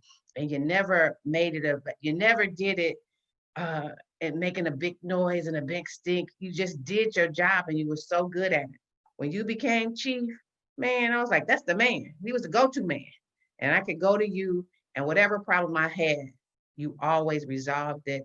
And you always did it. And you never made a big fuss. You never made a big action out of it. You just did what you could do for the communities of the city of Chicago. So today, I'm grateful that at this point and at this time, you decided to step away from it all and start a new point in your life and a new road to your life. Many people don't know your parents, but you are a good mish of both your parents put together. And today I know your mom's here and I hope she's listening. And I hope that your sister Wendy and her husband are listening to hear how everybody feels about you and your impact on the city of Chicago. I couldn't be prouder of you and your legacy that you've created and that you left behind, and all the officers that you've helped and you've trained and you've mentored. So thank you, Fred. I'm gonna call you Fred, Chief, sorry. Thank you so much for being who you are and for serving the residents of the great city of Chicago. Thank you, Chairman Harris. The chair recognizes Chairman Chris Taliaferro. Thank you, Madam President. And I am too, I'm honored to be associated with this resolution in honoring Chief Waller. Chief Waller, I want to thank you for your service to the city of Chicago for 34 years. And, you know, I don't know whether a lot of folks know, but being a police officer is not an easy job. It's one where you wake up every single day and not know whether you're going to come home or not. It's one where you see some of the worst, but it's also one where you meet some of the best people in the world, officers that are dedicated to serving this great city. And I know you're proud to have worked with so many thousands of officers that share your same vision for the city of Chicago. I've talked to quite a few officers about you, and one thing they've all said is they've always respected and loved your leadership. And I think that's a great thing to leave with this department and to leave with the young men and women that are still currently serving this city. You've given them a vision of what it is to lead men and women and to lead them with honor, to lead them with pride, and to lead them with courage, because they are faced with a difficult time now. They're faced with a difficult time yesterday, and they'll be faced with a difficult time in the future. But it's because of your leadership and the identifiable a mark that you've left on their lives that they can face anything that comes before them. So I thank you for the service to the city. And I think Alderman Taylor said it best when she was having a difficult time with probably one of the most horrific things that can happen to any parent. You stood there in support of her, just like you've done with so many people. Again, thank you, Madam President, and thank you, Chief Waller, for your service. Thank you, Madam President. Thank you, Chairman Taliaferro. The chair recognizes Chairman Ariel Raboyes. Thank you, Madam President. Well, I too want to be associated with this resolution. I especially want to thank Chief Fred Waller for all the things that he taught me when I was spending time at the headquarters. I spent about 2-3 days a week at times, and he was the guy that really answered my questions, and his passionate just taught me a lot about the police department, and I will never forget that. 34 years of service in the police department, Fred, is a long time to serve, and you will be definitely missed. And I know, as my colleagues have stated, you were a mentor to many FOP members, but I especially will miss calling you because you were there. When I called you, you answered, and you taught me a lot. You gave me honest answers, and you acted on it. And that's what we want to see in the police department. Someone like you to take over the duties of how you were mentoring and how passionately you served the city of Chicago. I also want to thank your entire family for sharing you with us for the past 34 years. I wish you the best, Fred. You deserve it.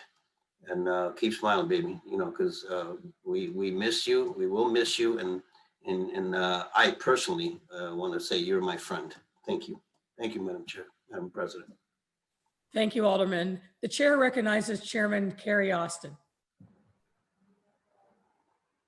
Thank you, Madam President. I too would like to be associated with this resolution. Like many others that have spoken, I know Fred in a different way. My son was Lemuel when he was in the Police Explorers, and he had an opportunity to meet Chief Waller. But he was also a student at Roseland Christian School. So he came home one day and said, "Mama, my principal's brother is Chief Waller." And I was like, "Which Chief Waller?" You know how mothers go through that. And then when I did see the chief, I said, "Is your sister named Wendy?" And the chief definitely acknowledged that Wendy was his sister. And I was like, oh, okay, well, I know Lemuel will be handled between Wendy and between Fred. So I had an opportunity to know him on a personal basis. but knowing him as a police officer, as a chief, deputy chief, he's been my deputy chief in Area 2. And as Alderman Michelle Harris has said, things got done.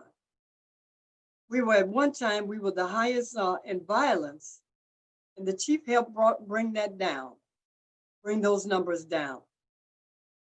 I had an incident just like Alderman Taylor did with a police officer. No matter how many times I said I was an alderman, didn't seem to make any difference. So I put in a phone call to the chief. Naturally, he handled that, but it gave me an additional respect for him on how he handled it. Because several weeks later, the officer came back and apologized. And I know that that was through Fred speaking to the officer, that you got to respect everybody, no matter what the title is. If it be alderman, if it be everyday citizen, because that's the way he carried himself. So Fred, I'm like Michelle, I'm going to miss you. Maybe we can corral you into doing some community work or some community service or something where we can keep you by our side. Because all of the police officers that you've had authority over, I know that they are the better for it. Thank you so much, and God bless you, Fred, and I know that I'll see you around the ward somewhere. All right, then. Thank you, Madam President. Thank you, Alderman. The chair recognizes Alderman Pat Dow. Thank you, Madam President. I too want to be associated with this resolution.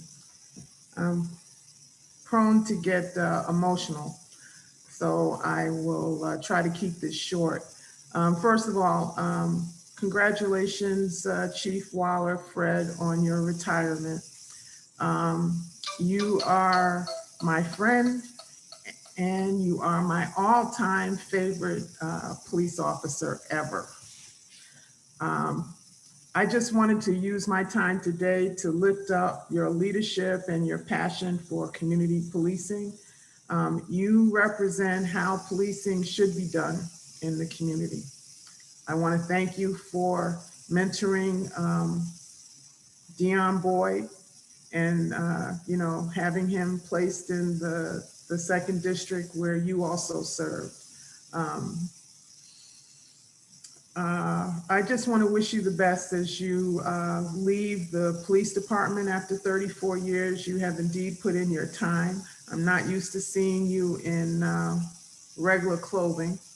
I want to thank you for also coming out of the office on 35th Street and driving down to Metcalf Park or any of the other places where we were having some problems and making the assessment and doing what needed to be done to address those issues at that time.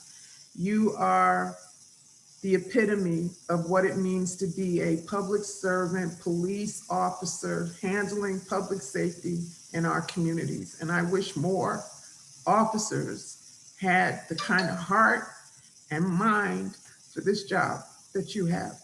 God bless you and your family. Thank you, Madam President. Thank you, Alderman. The chair recognizes Alderman Michael Scott. Thank you, Madam President. I too wish to be associated with this resolution. I was not lucky as many of my colleagues to have Chief Waller as a commander or someone in the districts in which I served, but I was fortunate enough to meet him when I became alderman, and he soon became my go-to guy. And as Chairman Raboyes said, every time I call, Chief Waller picked up. It did not matter what was going on in the city. He always took time to make sure that, I'd like to believe it was just for me, but I'm hearing it is for everyone, all of my colleagues. Anytime there was an issue that was raised, he did not hesitate to step and jump in it and make sure that it got done. I am so appreciative of his counsel and just his wisdom and knowledge around policing and what needs to be done, and being willing to share that with me. He is going to be missed, and the city is going to miss his leadership and the things that he brings to the Chicago Police Department. As many of my other colleagues have said, I have sent many of young men who I've known graduate from the academy and have become police officers. I have sent them to Chief Waller to just have conversation, and to a man, he has taken each one of them under the wing and helped them in the direction in which they wanted to go. And that does not happen very often. And so it is very much appreciated by me, and I'm sure it is appreciated by many of my colleagues and all of the young men and women that you've counseled over the years. I wish you well in your retirement, Godspeed, and look forward to seeing you out on the football field coaching your kids. Thank you, Madam President. Thank you, Alderman. The chair recognizes Alderman Nick Spizzato. Thank you, Madam President. I too am honored and proud to be associated with this resolution. Fred Waller, Chief Fred Waller, who I always called Fred, and that was with disrespect, that was with love and affection. So Fred and me became really, really good friends, I feel. I know my colleagues on the west side and the south side said he was the go-to guy on the west side and the south side. Well, he wasn't only the go-to guy on the west side and south side. I can assure you he was the go-to guy on the northwest side. So I always affectionately referred to Fred as my punching bag, because 9 out of 10 times when I would call him or ask about something, it was always me trying to beat him up for more bodies on the northwest side. And Fred's standard line to me would be, "I know, Alderman, you need more people. I know." So, but he would always somehow, some way come through for me in my community. He certainly was a good friend, and he's still a good friend. I have talked to him since he's been retired, and I told him he will always be my friend. 34 years, that's one heck of a run. I'm proud to have been at your last day party, and for those of you that weren't there, I mean, that was one hell of a party. I mean, no alcohol, Mayor, it was just cake and coffee. So, but there had to be a couple hundred people there. So it was, it just goes to show what kind of guy what people thought of Fred, because sometimes when you're out of office, people don't really care that much anymore about you because you're of no use to them. But Fred, on his way out, he had his family there, the many people he worked with, started his career with, people he mentored. It was just an awesome testimony by many of his friends how they felt about Fred. But Fred, I think the world of you. You know that. I wish you the best in retirement. You're an awesome individual. God bless you and your family. Thank you very much for everything. Thank you, Madam President. Thank you. And Nick, I'm sure that party, everybody had wore a mask and engaged in social distancing. Absolutely, 100%. Yeah, I'm sure. All right, thank you. The chair recognizes Alderman David Moore.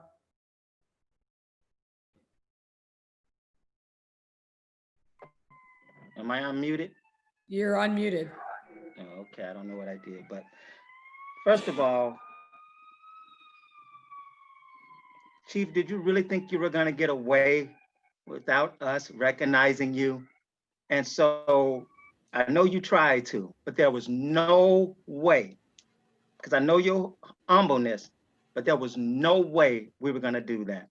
And so, Madam President, our mayor, I want to thank you so much for working with me to bring this resolution before this body, because it is so well deserved.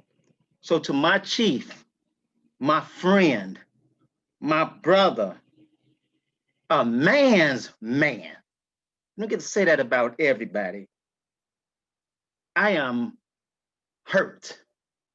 I am hurt because all these people talking and I thought I was the special one. I am hurt because I thought I was uno numero number one. And Alderman Pat Dowell and Alderman Taylor shedding tears, that put them at the top of the line. But that's all right, because that's the person that you are. I cannot agree or say what Alderman Michelle Harris said, and it's a good time for you to leave, and I'm not saying this in a negative way. I'm saying this, I can't say it because I'm selfish. I'm selfish because I don't want you to go. She's right. It is. Alderman Harris, Chairman Harris is right, but I don't want you to go. but I'm reminded of what Reverend Clay Evans taught me. He said, it's always good to leave when people still want you, not pushing you out the door and not making you leave. There are husbands and wives that have stayed too long. They thought was trying to get them out, but not you, Chief Waller. We want you to stay. We want you to stay because you've given so much to our community. Well before I was alderman. Well before I was alderman. The level of respect that not only that you gave me, but to this community. I saw it after my first 4 years.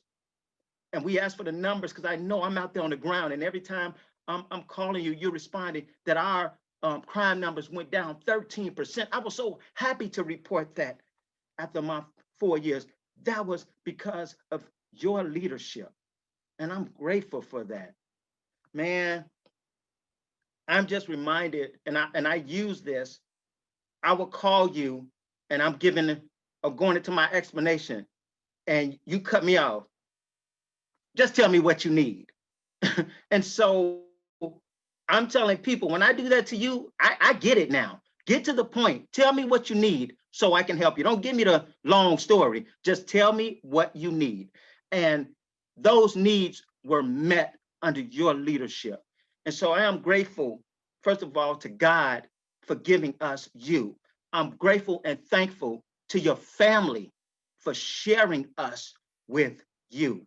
And I'm just thankful that you were there to help change our community and set a standard for many to follow.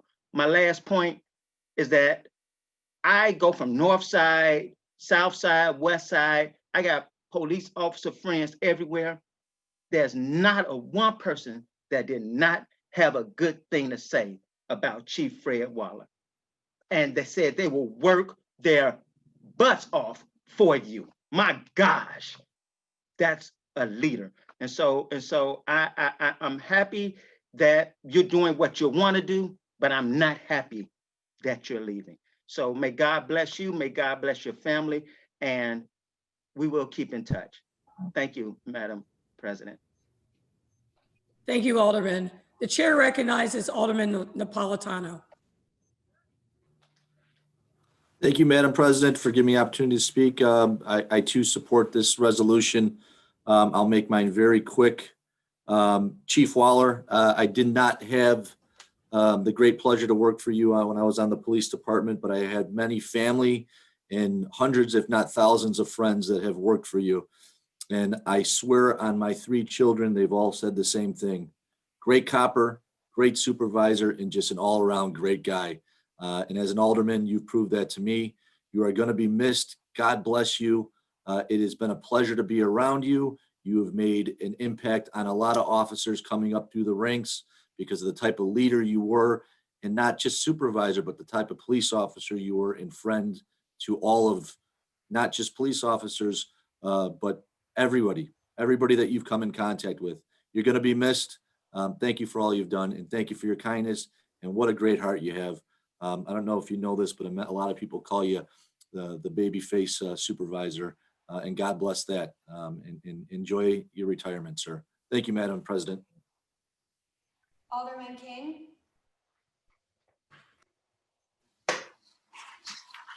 Thank you. Thank you, Madam Mayor, for this resolution. I'm proud to sign on to this. Chief, everybody has said everything, and I was trying to figure out what I could say differently. And I think the only thing that people haven't said is that you are truly an officer and a gentleman. You personified that term.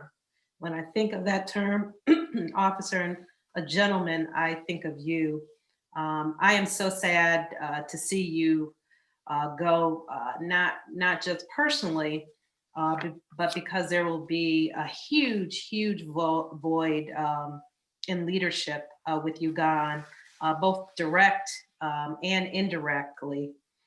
You remind us that police are people too, and really put the C in community policing. We need more officers like you. Maybe you could mentor some officers in your time, and encourage young folks to go into the profession, because we need people on the force like you. But in all seriousness, enjoy your retirement. You deserve it. Alan and I will definitely stay in touch. And so thank you for your service, Chief. Thank you so much. An officer and a gentleman. Thank you. Thank you, Alderman King. The chair recognizes Alderman Curtis. Thank you, Madam Chairman. I also stand in support of this resolution. Fred, I am so honored and proud to be your friend, and I'm so proud of your lifelong law enforcement accomplishments. I've known you for a long time, and you've always been that guy. You made the entire city proud. Every time I called you, no matter what I was doing or what kind of event I was having, you always came back home and addressed your neighbors and your old friends. And I really, really appreciate that. I'm like Alderman Moore, I'm selfishly saddened because I'm not ready for you to retire. And that's the God honest truth. But I also understand, putting your life on the line every day that you leave out of that door. It's time for you to start enjoying the fruits of your labor. So again, don't be a stranger. Don't change your phone number. And thanks for your service. Thank you, Madam Chairman. Thank you, Alderman Curtis. The chair recognizes Alderman Lopez. Thank you, Madam President. Members of the council, I too virtually rise in support of this resolution. Chief Waller, you were a great friend, not just to me and my time here as alderman, but to the entire 15th Ward and all the communities and people represented therein. You were always someone that we could count on, even during some of our darkest times. And for that, I personally will always be grateful. When I worked at Southwest Airlines, one of the leadership qualities that many of us aspired to was to have a servant's heart. And you, in your 34 years of service to the city of Chicago, have shown that you are truly a servant-hearted leader. You have a job to do, but you never lost your compassion and your empathy for the people that you had to address and deal with, or those impacted by violence. And for that, you are not only a wonderful officer, a wonderful leader, but truly a son of Chicago. And I wish you all the best in your retirement. Thank you, Madam President. Thank you, Alderman. The chair recognizes Alderman Leslie Hairston. Thank you, Madam President. I too rise in support of this resolution. Chief, we have been together for 2 decades now. And we've come a long way. I remember as you were rising up the ladder, I had a difficult time trying to remember what the different titles were. And I remember saying to you one time, I'm not trying to demote you or promote you. I'm just trying to figure out what the titles were. Fred, you have always been a supporter of the neighborhood. You knew the neighborhoods that you worked in. You knew the people in the neighborhoods. You and the other officers that you worked with, you worked together, and you got the officers to work for you, and you got the officers to work with you, and they wanted to be there and they wanted to do that. This was during a time when the police were the police, and we had those good relationships with our communities. You were always responsive, and you somehow managed to get us the resources. And I think that you not just talk the talk, but you walk the walk. And so you got the community to buy in terms of this is a relationship between the people and the police. And so you got us to spend time in court with court advocacy. And I remember being out there at Area 2 and just popping in your office to say hi, because we had a group that were appearing before court when we were trying to get our commercial corridors together, but that worked. That worked. You know, I think everybody has talked about your demeanor, and you've got the 3 C's: calm, cool, and collected. And even when a situation is hot, you were not. You were not. But you have always been fair, and your word meant everything. And that's really important, particularly in this day and age. And I respect you for that, and I appreciate that. I think you learned the key to getting things done, or at least in my ward, and that's to give the lady what she wants. That old phrase from Marshall Fields.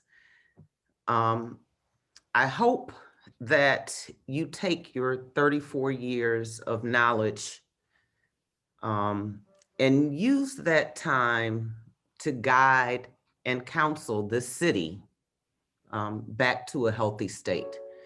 I know I'm finding work for you to do, but I think, as you have heard from the rest of my colleagues, we want you to stay. And while I applaud your retirement, we all know that you're not really ready to retire. So come join us in bringing this city together. And thank you for your service. And I'm here for you, and I'm not going away. Thank you. Thank you, Alderman Hairston. The chair recognizes Alderman Osterman. Thank you, Madam Mayor. Chief Waller, I really want to thank you. Anytime that I had something I needed and I called you, you were very responsive. And that's something that, on behalf of my constituents, I really appreciate. You know, for 34 years, you woke up every single day and made Chicago safer, or did everything in your power to do that. So on behalf of all Chicagoans, we really commend you. As has been said, you're an amazing leader, and I really wish you all the best in retirement. I know you love Chicago, and I think after a nice long vacation somewhere or not, I think there's lots that you can help us with. My colleagues and I welcome your feedback and guidance as we work to bring our city together and make it safer. So God bless, and thank you for all your service to the city of Chicago.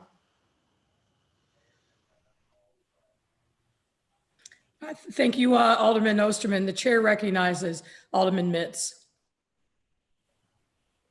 Thank you. Thank you, Madam Chairman. I too would like to join in with my colleagues.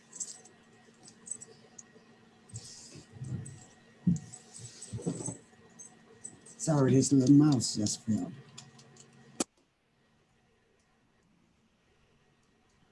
I too would like to join in with my colleagues and echo every word that's been said about Chief Wallace. I know from the time that I've been there, it's just something about him and his leadership. It's something about him and how he explained the police department. It was something about him and just bringing people together.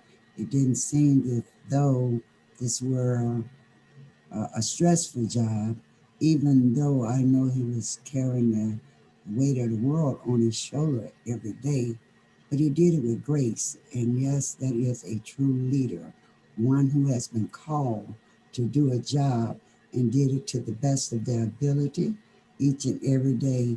So on behalf of myself and my family and the ward, we want to just thank Chief Waller and wish him well in his retirement. As my colleagues have already mentioned, everything really has been said, but after you take a break, just remember to continue to pass that wisdom and knowledge on so that others can benefit from your work. Thank you very much. Thank you, Alderman Mitz. The chair recognizes Alderman Gardner. Thank you, Madam President. I too want to rise in support of this resolution, and I want to congratulate Chief Wallace on 34 years, proud years of service to the city of Chicago. You're a gentleman and a man of few words, and I will try to follow in your footsteps by just saying thank you on behalf of the 45th Ward in the city of Chicago. Thank you for all the work that you have done, and may God bless you on this new chapter of your life. Thank you, Alderman. The chair recognizes Alderman Jason Irvin. Thank you, Madam President. Chief Waller, congratulations. 34 years in the Chicago Police Department is something short of a miracle. Most guys do their time, and once they get their 29 in a day, they're out. So thank you for sticking around, working with us, doing the work. No one likes to talk to us, but hey, you always answered the phone when we called. And I really want to just thank you for the hard work that you've done to help so many people. I don't think you would have this long list of people singing your praises and accolades if you really weren't doing the work. And so while I didn't get a chance to work with you on the west side in my beloved 11th district, I do know that you were a hard worker and you continue to do that. So I am sure we will see you in some way, shape, or form in the city of Chicago as a citizen, but definitely thank you, thank you, thank you. God bless you.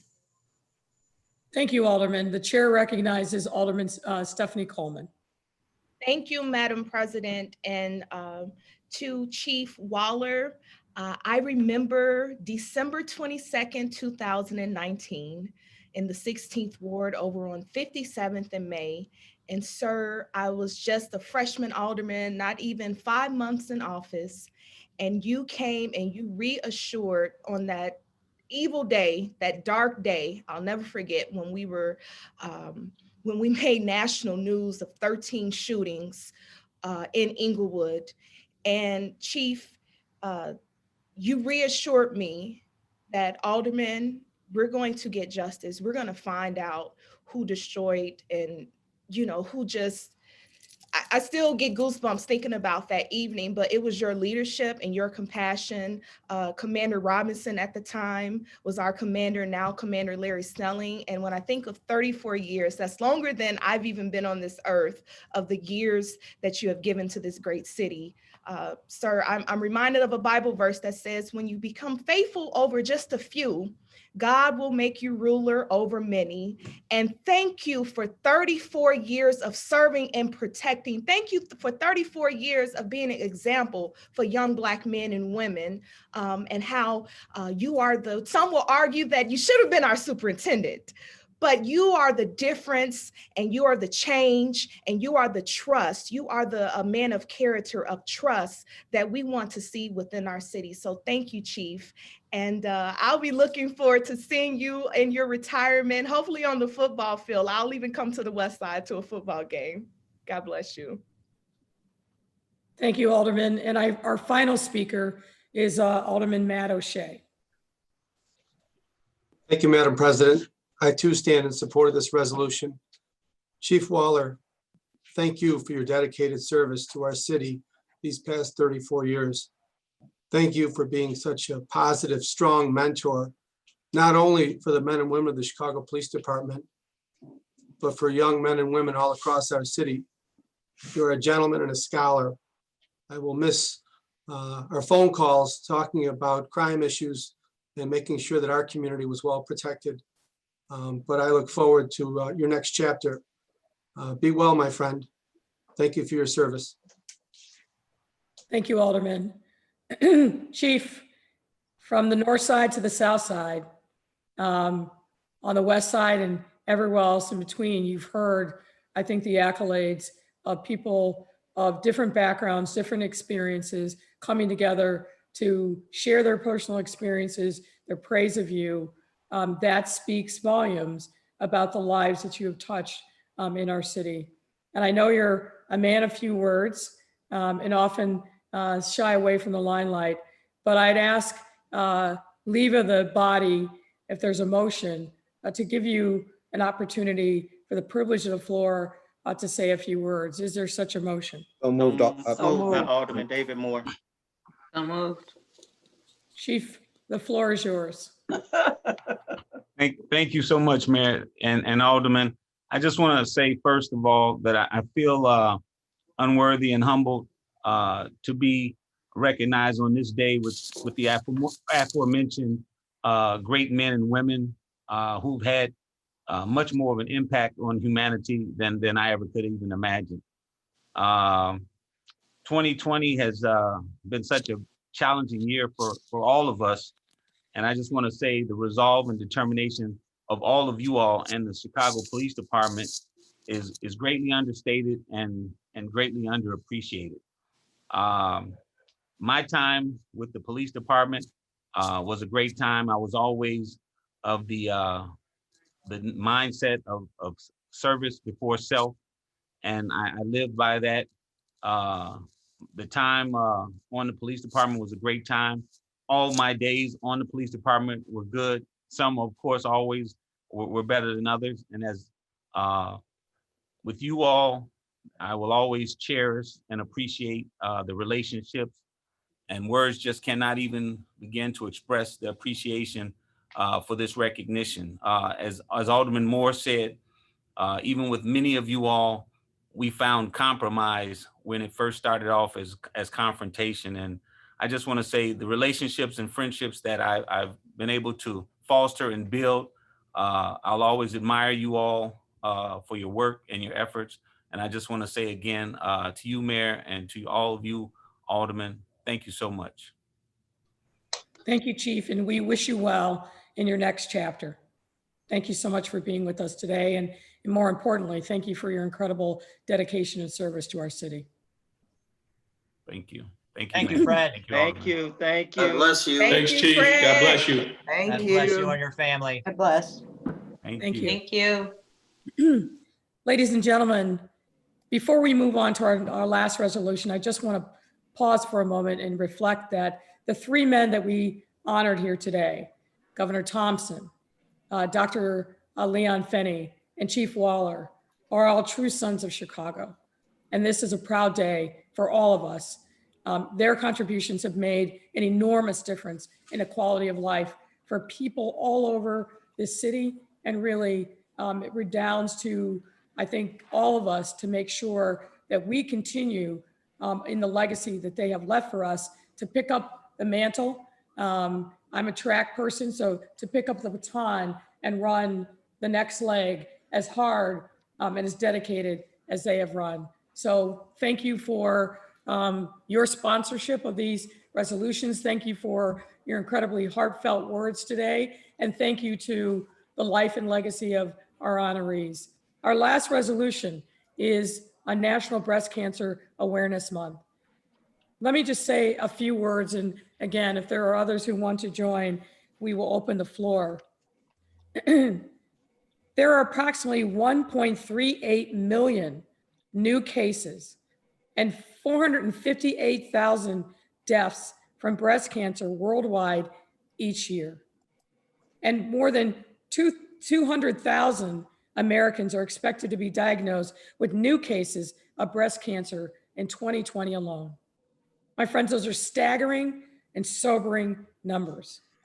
Approximately 1 out of every 8 women in the United States will be diagnosed with breast cancer in her lifetime. And 1 case of breast cancer is diagnosed approximately every 2 minutes. Breast Cancer Awareness Month began in October 1985 to promote mammography as a most effective test for the early detection of breast cancer, and has since evolved into a collaboration between nonprofit organizations, professional medical associations, and government agencies working together to promote breast cancer awareness. I don't know of any adult woman who doesn't fear and hold her breath literally every single time they go in for their test, me included. It is something that a burden that we all carry and one that terrifies us. But I would urge, if you have not gotten your annual mammogram exam, and I'm putting myself on that list, do so as soon as you possibly can. It will save your life, and it will give you the comfort of knowing that you are free of this dreaded disease. And with that, I call upon Alderman Michelle Harris. Thank you, Madam President. I too rise to be associated with this resolution. I first want to start off by thanking my colleague and my baby girl, Alderman Stephanie Coleman, for always being on the right side of the issues and pushing the issues that affect women. A year ago, almost to date, I got diagnosed with breast cancer. I cannot tell anybody the importance of getting a mammogram and what it means and how it can change your diagnosis and how it can help you in terms of getting early diagnosis of a disease. It makes a difference. It put me on a whirlwind journey, and one that I am happy to say I'm completed, I'm through, I'm finished and happy about that. But you have to get your mammograms. And I just want to encourage everybody here who has not had one within a year, please go out today, take they're waiting for you. This is our month to go out and get our mammograms. If you have not had one, please go out this day, the next day, and just get checked just to make sure that you're okay and that you're healthy. I've watched family members, former Alderman Lorraine Dixon, who had breast cancer that has spread to all parts of her body, survived 7 years after her diagnosis, but she missed early detection. Early detection could have saved her life and she probably still wouldn't be here. But again, we put other things ahead of us, including a job and our families and everything. Take the time to take care of yourself today and get you a mammogram, women. It will save your life. And Alderman Coleman, thank you for saving my life. Thank you, Alderman. The chair recognizes Alderman Carrie Austin. Thank you, Madam President. I too rise to be associated with this resolution because like Alderman Michelle Harris, Alderman Pat Dowell, and many others, I am a survivor as well. I know that when we started our women's caucus, it was Alderman Ginger Rugai and Lorraine Dixon who at the time were survivors. And at the time, I didn't really think that much of it, no more than always being a part of trying to help. Until one day when I did my mammogram and they said that we need to see you immediately. What's wrong? And after getting that diagnosis, I didn't believe the doctor. I said, well, where did you find it at? She says, well, in your lymph nodes, da, da, da, da, da. And I was like, oh, well, somebody put that in there. I don't have any cancer. There's nowhere in the world for me to have breast cancer. I was just so reluctant as to believe it. But after really absorbing it and knowing that this is a disease that have affected me, that have not turned a blind eye, but not really looked in depth at it. So I am grateful for a mammogram. I am truly, truly grateful for a mammogram because that was my early detection. I didn't get to the critical stages. The radiation was my critical. I didn't think that life could be as bad as it was with radiation. So I'm grateful for what God has given me, and that's life and that more abundant. So for all of those that are afraid to go get a mammogram, let that be your next step, as to say, let me get this done so I will know 100%. Continue to do that every year. Madam Mayor, I'm glad to say that you're on the list.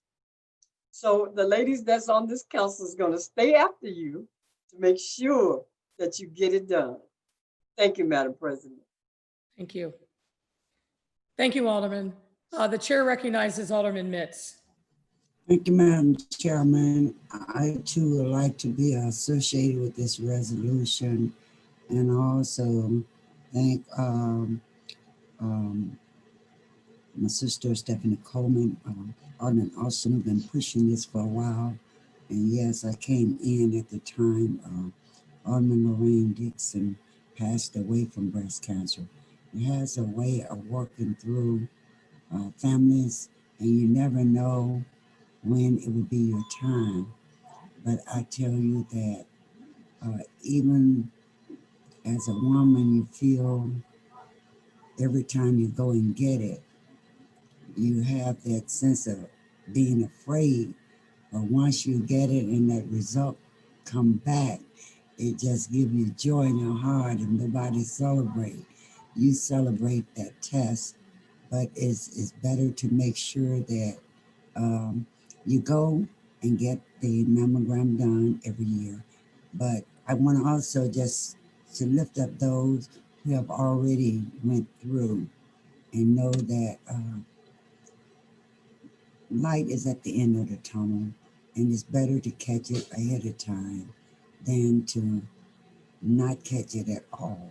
So we continue to lift up our generation to come, people to make sure they get tested each and every day, and just try to, our health is all we have. So try and take care of it, since we know breast cancer runs rapid in women's, but even more rapidly in Black women. So we have to make sure that we pass that on. Even when you go to any doctor, they want to know whether, when you fill out the survey, who in the family have these different illnesses. And I guarantee you, you're going to find cancer somewhere. So we can make sure we share that with our family members' generation, so they would know the history of a family. So on this day, I'm just grateful to be able to stand with the survivors who are with us today and celebrate. They're having to go through, but they were overcomers, and they're true warriors, survivors from breast cancer. Thank you, Madam Chair. Thank you, Alderman Mitz. The chair recognizes Alderman Curtis.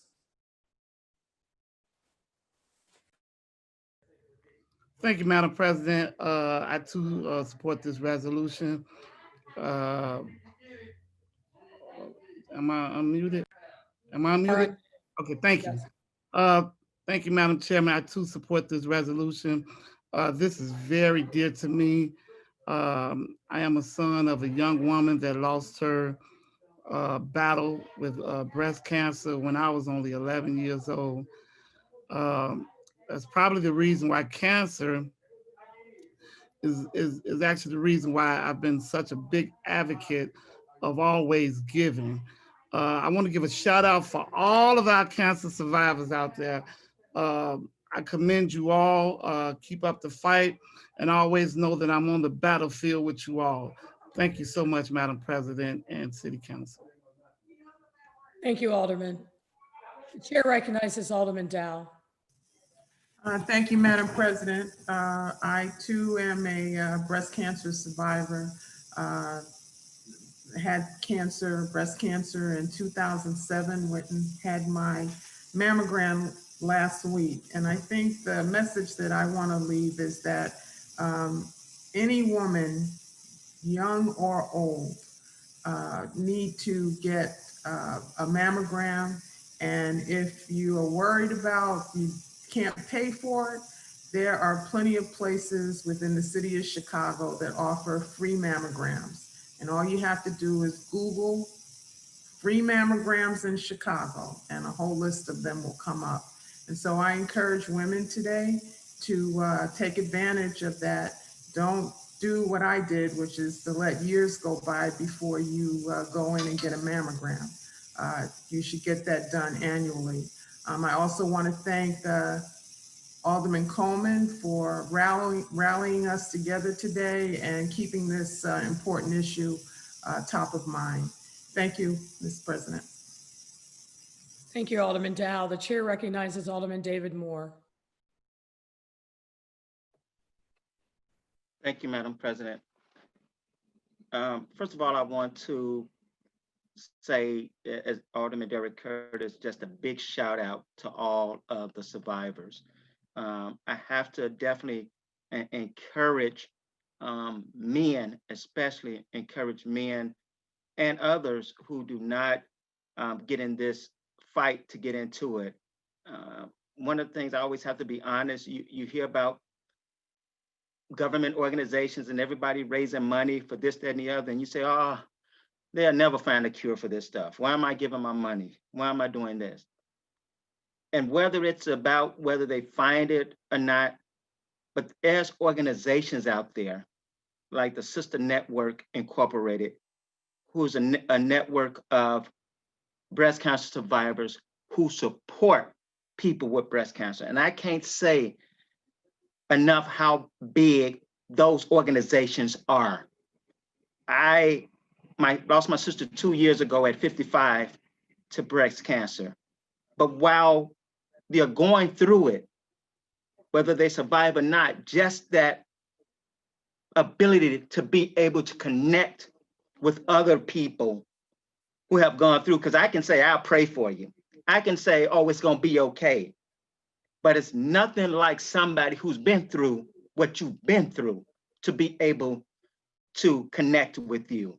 And so I encourage us men especially, but others as well, to support organizations like that, whether it's through your time, talent, or your treasure, because it's so important. And if as right now, I have a couple of friends that are survivors and one that's going through now, I'm reminded to tell women, you are more than your breast.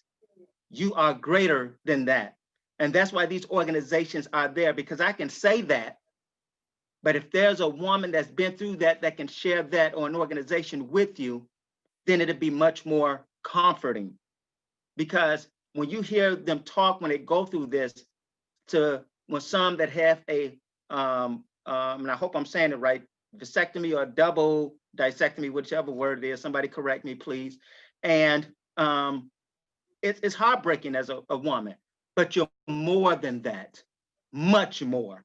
And so as a man, I support my survivors, and the ones that's going through, you have my financial support, as well as if you're doing activities, my time and my talent to help bring awareness to this situation, and hopefully getting more people educated on getting their test. So Madam President, I appreciate you, Alderman Stephanie Coleman, for bringing this resolution. And as we do it each year, because like anything else that's very important, people have to constantly and should be constantly reminded. Thank you so much, Madam President. Thank you, Alderman Moore. The chair recognizes Alderman Jason Irvin.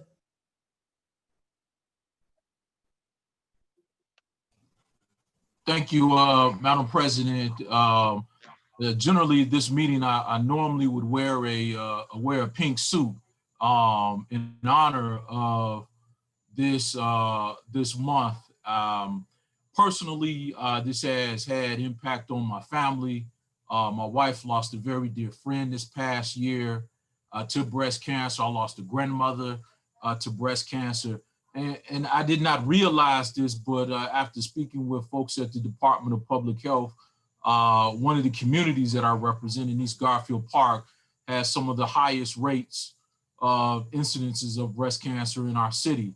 So it is incumbent upon all of us to support efforts to get early testing, make sure that people get the proper treatment that they need to deal with this dreaded disease, because it can be dealt with adequately if found early on. So let's all work together to provide the necessary resources for members of our community, and primarily African-American women, because it is our community that has been impacted the most by this dreadful disease. So again, thank you to Alderman Coleman, and originally who always brought this to us and would hit us upside our heads if we did not wear pink, our chairman, Alderman Austin, to commemorate and honor those who have gone before us and those who have lost their lives, but more importantly, those who have survived.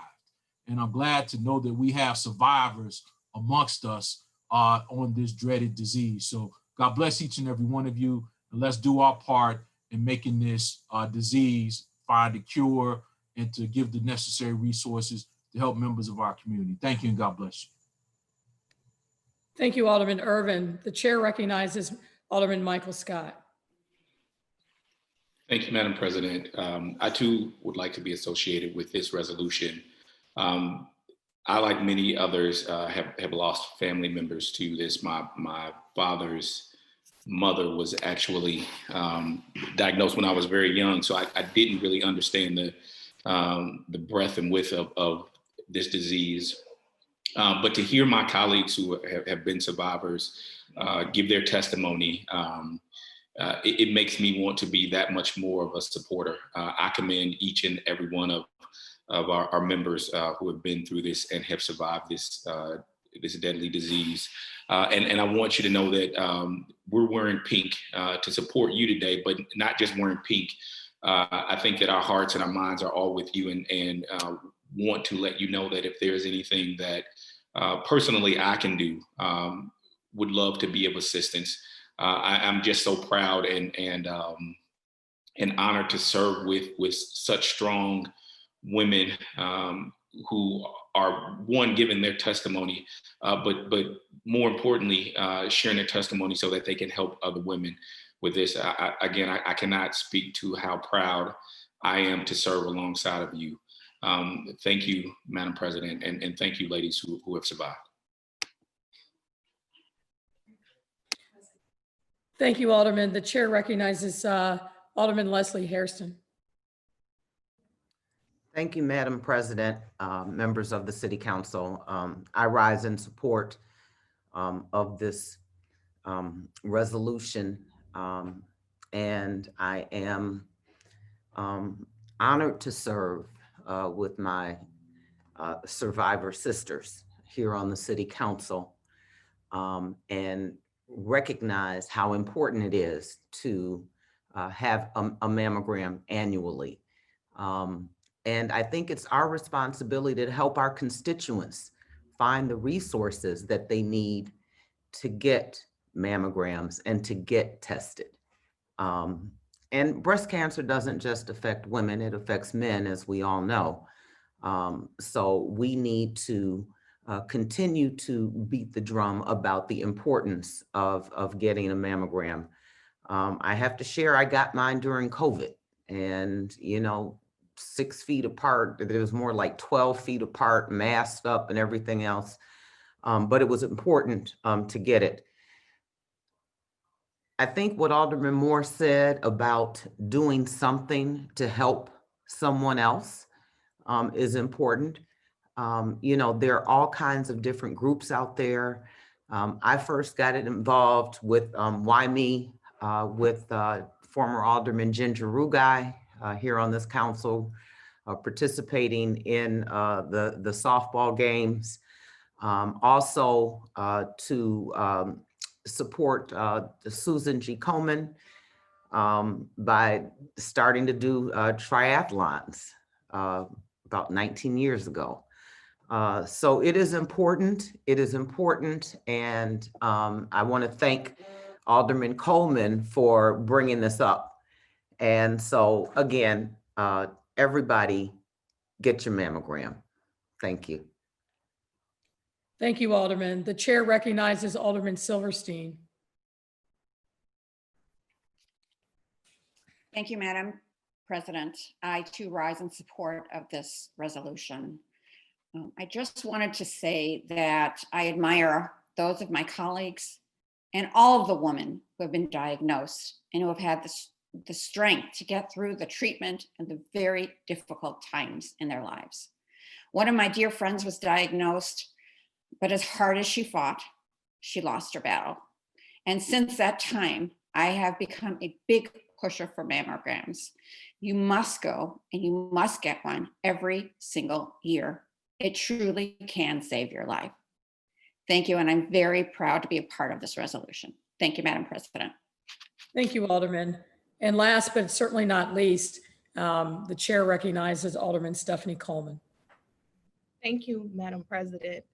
And to all of the survivors, I am kind of sitting here in my feelings because it was really just a spirit that had me reach out to Alderman Harris and the caucus, and not to let this pandemic get us away from saluting and supporting the survivors.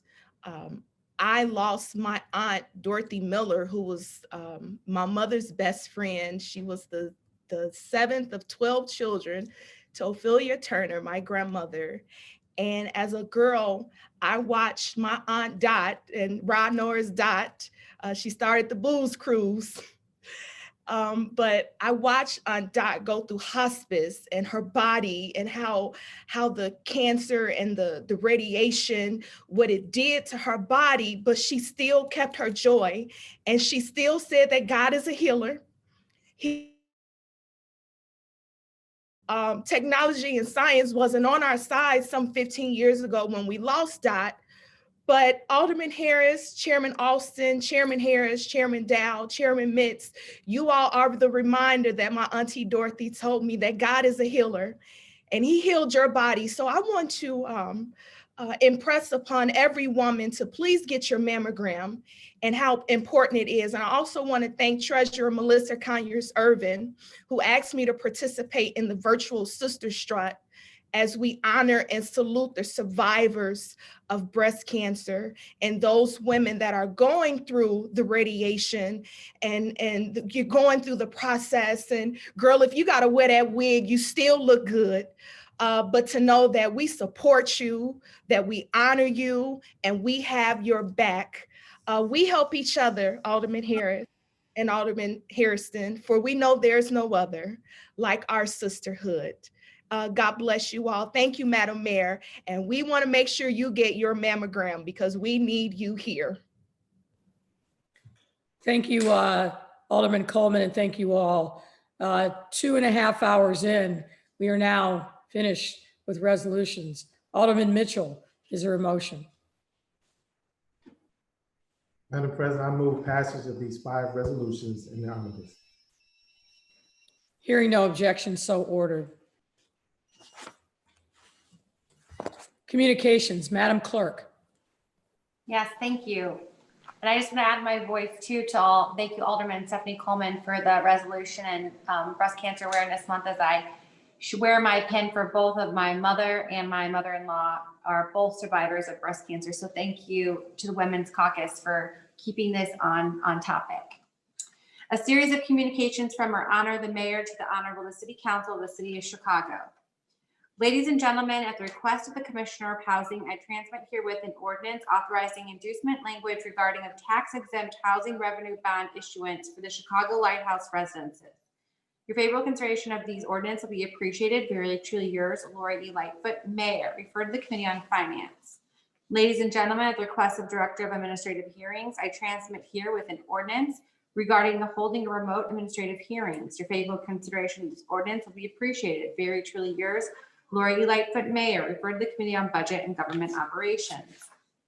Ladies and gentlemen, at the request of the Commissioner of Planning and Development, I transmit herewith an ordinance authorizing the execution of a redevelopment agreement and associated assistance for North Lawndale Employment Network. Your favorable consideration of this ordinance will be appreciated. Very truly yours, Lori E. Lightfoot, Mayor. Referred to the Committee on Budget and Government Operations. Ladies and gentlemen, at the request of the Budget Director, I transmit herewith a Fund 925 amendment. Your favorable consideration of this ordinance will be appreciated. Very truly yours, Lori E. Lightfoot, Mayor. Referred to the Committee on Budget and Government Operations. Ladies and gentlemen, at the request of the Corporation Counsel and Chief Procurement Officer, I transmit herewith an ordinance extending the minority-owned business enterprises and women-owned business enterprises construction program to September 30th, 2021. Your favorable consideration of this ordinance will be appreciated. Very truly yours, Lori E. Lightfoot, Mayor. Referred to the Committee on Contracting Oversight and Equity. Ladies and gentlemen, at the request of the Commissioner of Housing, I transmit herewith ordinances authorizing the sale of city-owned property. Your favorable consideration of these ordinances will be appreciated. Very truly yours, Lori Lightfoot, Mayor. Referred to the Committee on Housing and Real Estate. Ladies and gentlemen, at the request of Commissioner of Assets, Information and Services, I transmit herewith an ordinance authorizing a land acquisition from the CTA Our Chicago Transit Authority, your favorable consideration of these ordinances will be appreciated. Very truly yours, Lori Lightfoot, Mayor. Referred to the Committee on Housing and Real Estate. Ladies and gentlemen, at the request of the Commissioner of Assets, Information and Services, I transmit herewith an ordinance authorizing the execution of a lease agreement with the City Colleges of Chicago. Your favorable consideration of this ordinance will be appreciated. Very truly yours, Lori Lightfoot, Mayor. Referred to the Committee on Housing and Real Estate. Ladies and gentlemen, at the request of the Commissioner of Planning and Development, I transmit herewith an ordinance authorizing the expenditure of open space impact fees for Ansley Arts Place. Favorable consideration of this ordinance will be appreciated. Very truly yours, Lori Lightfoot, Mayor. Referred to the Committee on Special Events, Cultural Affairs, and Recreation. Ladies and gentlemen, at the request of the Corporation Council and the Budget Director, I transmit herewith an ordinance authorizing the execution of a collective bargaining agreement with Teamsters Local 700. Your favorable consideration of this ordinance will be appreciated. Very truly yours, Lori Lightfoot, Mayor. Referred to the Committee on Workforce Development. Ladies and gentlemen, I transmit herewith appointments to various special service areas. Your favorable consideration of these appointments will be appreciated. Very truly yours, Lori Lightfoot, Mayor. Referred to the Committee on Economic Capital and Technology Development. Ladies and gentlemen, I transmit herewith appointments to the Advisory Council on New Americans. Your favorable consideration of these appointments will be appreciated. Very truly yours, Lori Lightfoot, Mayor. Referred to the Committee on Health and Human Relations. Ladies and gentlemen, I transmit herewith appointments to the Advisory Council on Women. Your favorable consideration of these appointments will be appreciated. Very truly yours, Lori Lightfoot, Mayor. Referred to the Committee on Health and Human Relations. I, City Clerk Anna Valencia, hereby inform the City Council that the following document was filed in my office. Inspector General advisories concerning civilian office of police accountability practice and administratively terminating disciplinary investigations. Inspector General's review of compliance with the City of Chicago's video release policy for use of force incidents. Inspector General's audit and program review draft 2021 annual plan, and Department of Transportation's annual report of non-ordinance loading zone activities. I, City Clerk Valencia, also informed the City Council that all those matters which were considered by the City Council at the regular meeting held on September 9, 2020, and which were required by statute to be published in book or pamphlet form or in one or more newspapers were published in pamphlet form on October 7, 2020, by being printed in full text and printed pamphlet copies of the Journal of Proceedings of the City Council of the City of Chicago. I also transmit here with the following miscellaneous communications and reports requiring City Council action. Zoning reclassifications of particular areas which are referred to the Committee on Zoning, Landmarks, and Building Standards, and claims against the City of Chicago which are referred to the Committee on Finance. Your Honor, that concludes the mayoral and clerk's communications. Thank you, Madam Clerk. Next is committee reports. And we'll start with the Committee on Finance, Chairman Wegesbach. Thank you. Excuse me. Thank you, Madam President. And just a note, I want to share my support too for all our colleagues who spoke or did not speak today, but know what every one of the women here today has worked through with their families and friends. And I think it's important to hear from everyone today and remember what many of you have gone through. So thank you for allowing everyone to have that opportunity to speak. Madam President, reporting for the City Council Committee on Finance, which met on October 5th, 2020. Item number 1 is an ordinance authorizing the City of Chicago to issue not more than $7 million in multifamily program bonds, to enter into and execute a restructuring agreement and the issuance of tax increment financing, or TIF, assistance with the HPR Preservation LP, HPR GP LLC, the Center for Changing Lives, and Lucha for the properties located at 1152 to 1158 North Christiana Avenue, 3339 to 41 West Division Street, and 1146 North Christiana Avenue. This item was approved by the committee by voice vote. If no one wishes to speak on the matter, I move to concur with the recommendation of the committee by roll call vote. I do. This is Alderman Maldonado. I would like to speak on it. Yes. Can you? Madam President, I apologize. This is in the 26th Ward, Alderman Maldonado. Okay. The chair recognizes Alderman Maldonado. Thank you, Madam Mayor. I want to thank you. I want to thank the administration in supporting Lucha with this rehab development that is we've been working on this project for many, many years. And finally, with the support from the administration, we were able to work out the challenges that we were having to make it a reality today. So thank you. And I'm looking forward to see the complete rehabilitation of that single room occupancy development that's been in our communities for many, many years. And there are very, very few SROs today that today they still share one bathroom for an entire floor. This rehab would allow these tenants to have a bathroom in each one of the rooms, which will bring them some dignity that they really deserve. Thank you so much. Thank you, Alderman Maldonado. And I will just say, Alderman, as you well know, Luca has been a great leader in finding creative ways to bring affordable housing and to rehab housing in your ward. And they do remarkable work. And those are the members of the City Council who are interested in affordable housing and you don't know about the work of Luca. I would strongly encourage you to learn about them. They've been great. They continue to do fabulous work. They engage in the community and they are a valuable, valuable asset in our city. Chairman Wagasback, I turn back to you. Madam President, I just move to concur again with the recommendation of the committee by a roll call vote. Madam Clerk, can you please call the roll? Alderman LaSpada. Aye. Alderman LaSpada is an aye. Alderman Hopkins. Aye. Alderman Hopkins is an aye. Alderman Dow. Aye. Alderman Dow is an aye. Alderman King. Aye. Alderman King is an aye. Alderman Alderman Hairston. Okay. Alderman Hairston is an aye. Alderman Sawyer. Aye. Alderman Sawyer is an aye. Alderman Mitchell. Aye. Alderman Mitchell is an aye. Alderman Harris. Aye. Alderman Harris is an aye. Alderman Beal. Yep. Alderman Beal is an aye. Alderman Salowski Garza. Alderman Thompson. Aye. Alderman Thompson is an aye. Alderman Cardenas. Aye. Alderman Cardenas is an aye. Alderman Quinn. Aye. Alderman Quinn is an aye. Alderman Burke. Aye. Alderman Burke is an aye. Alderman Lopez. Aye. Alderman Lopez is an aye. Alderman Coleman. Aye. Alderman Coleman is an aye. Alderman Moore. Aye. Alderman Moore is an aye. Alderman Curtis. Aye. Alderman Curtis is an aye. Alderman O'Shea. Alderman O'Shea. Sorry that I heard him. Alderman Taylor. Aye. Alderman Taylor is an aye. Alderman Brookins. Aye. Alderman Brookins is an aye. Alderman Rodriguez. Aye. Alderman Rodriguez is an aye. Alderman Tabarez. Aye. Alderman Tabarez is an aye. Alderman Scott. Aye. Alderman Scott is an aye. Alderman Cicho Lopez. Aye. Alderman Cicho Lopez is an aye. Alderman Maldonado. Aye.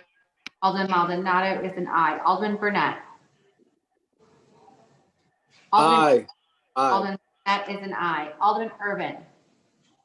Aye. Alderman Irvin is an aye. Alderman Aye. Alderman Talaferro is an aye. Alderman Raboya. Aye.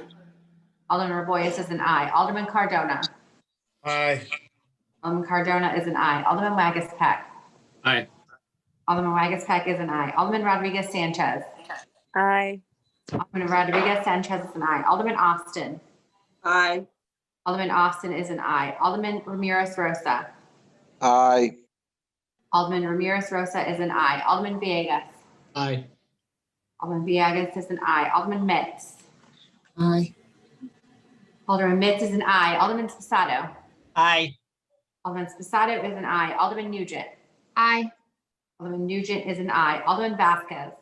Aye. Alderman Vasquez is an aye. Alderman Napolitano. Aye. Alderman Napolitano is an aye. Alderman Riley. Aye. Alderman Riley is an aye. Alderman Smith. Aye. Alderman Smith is an aye. Alderman Tunney. Aye.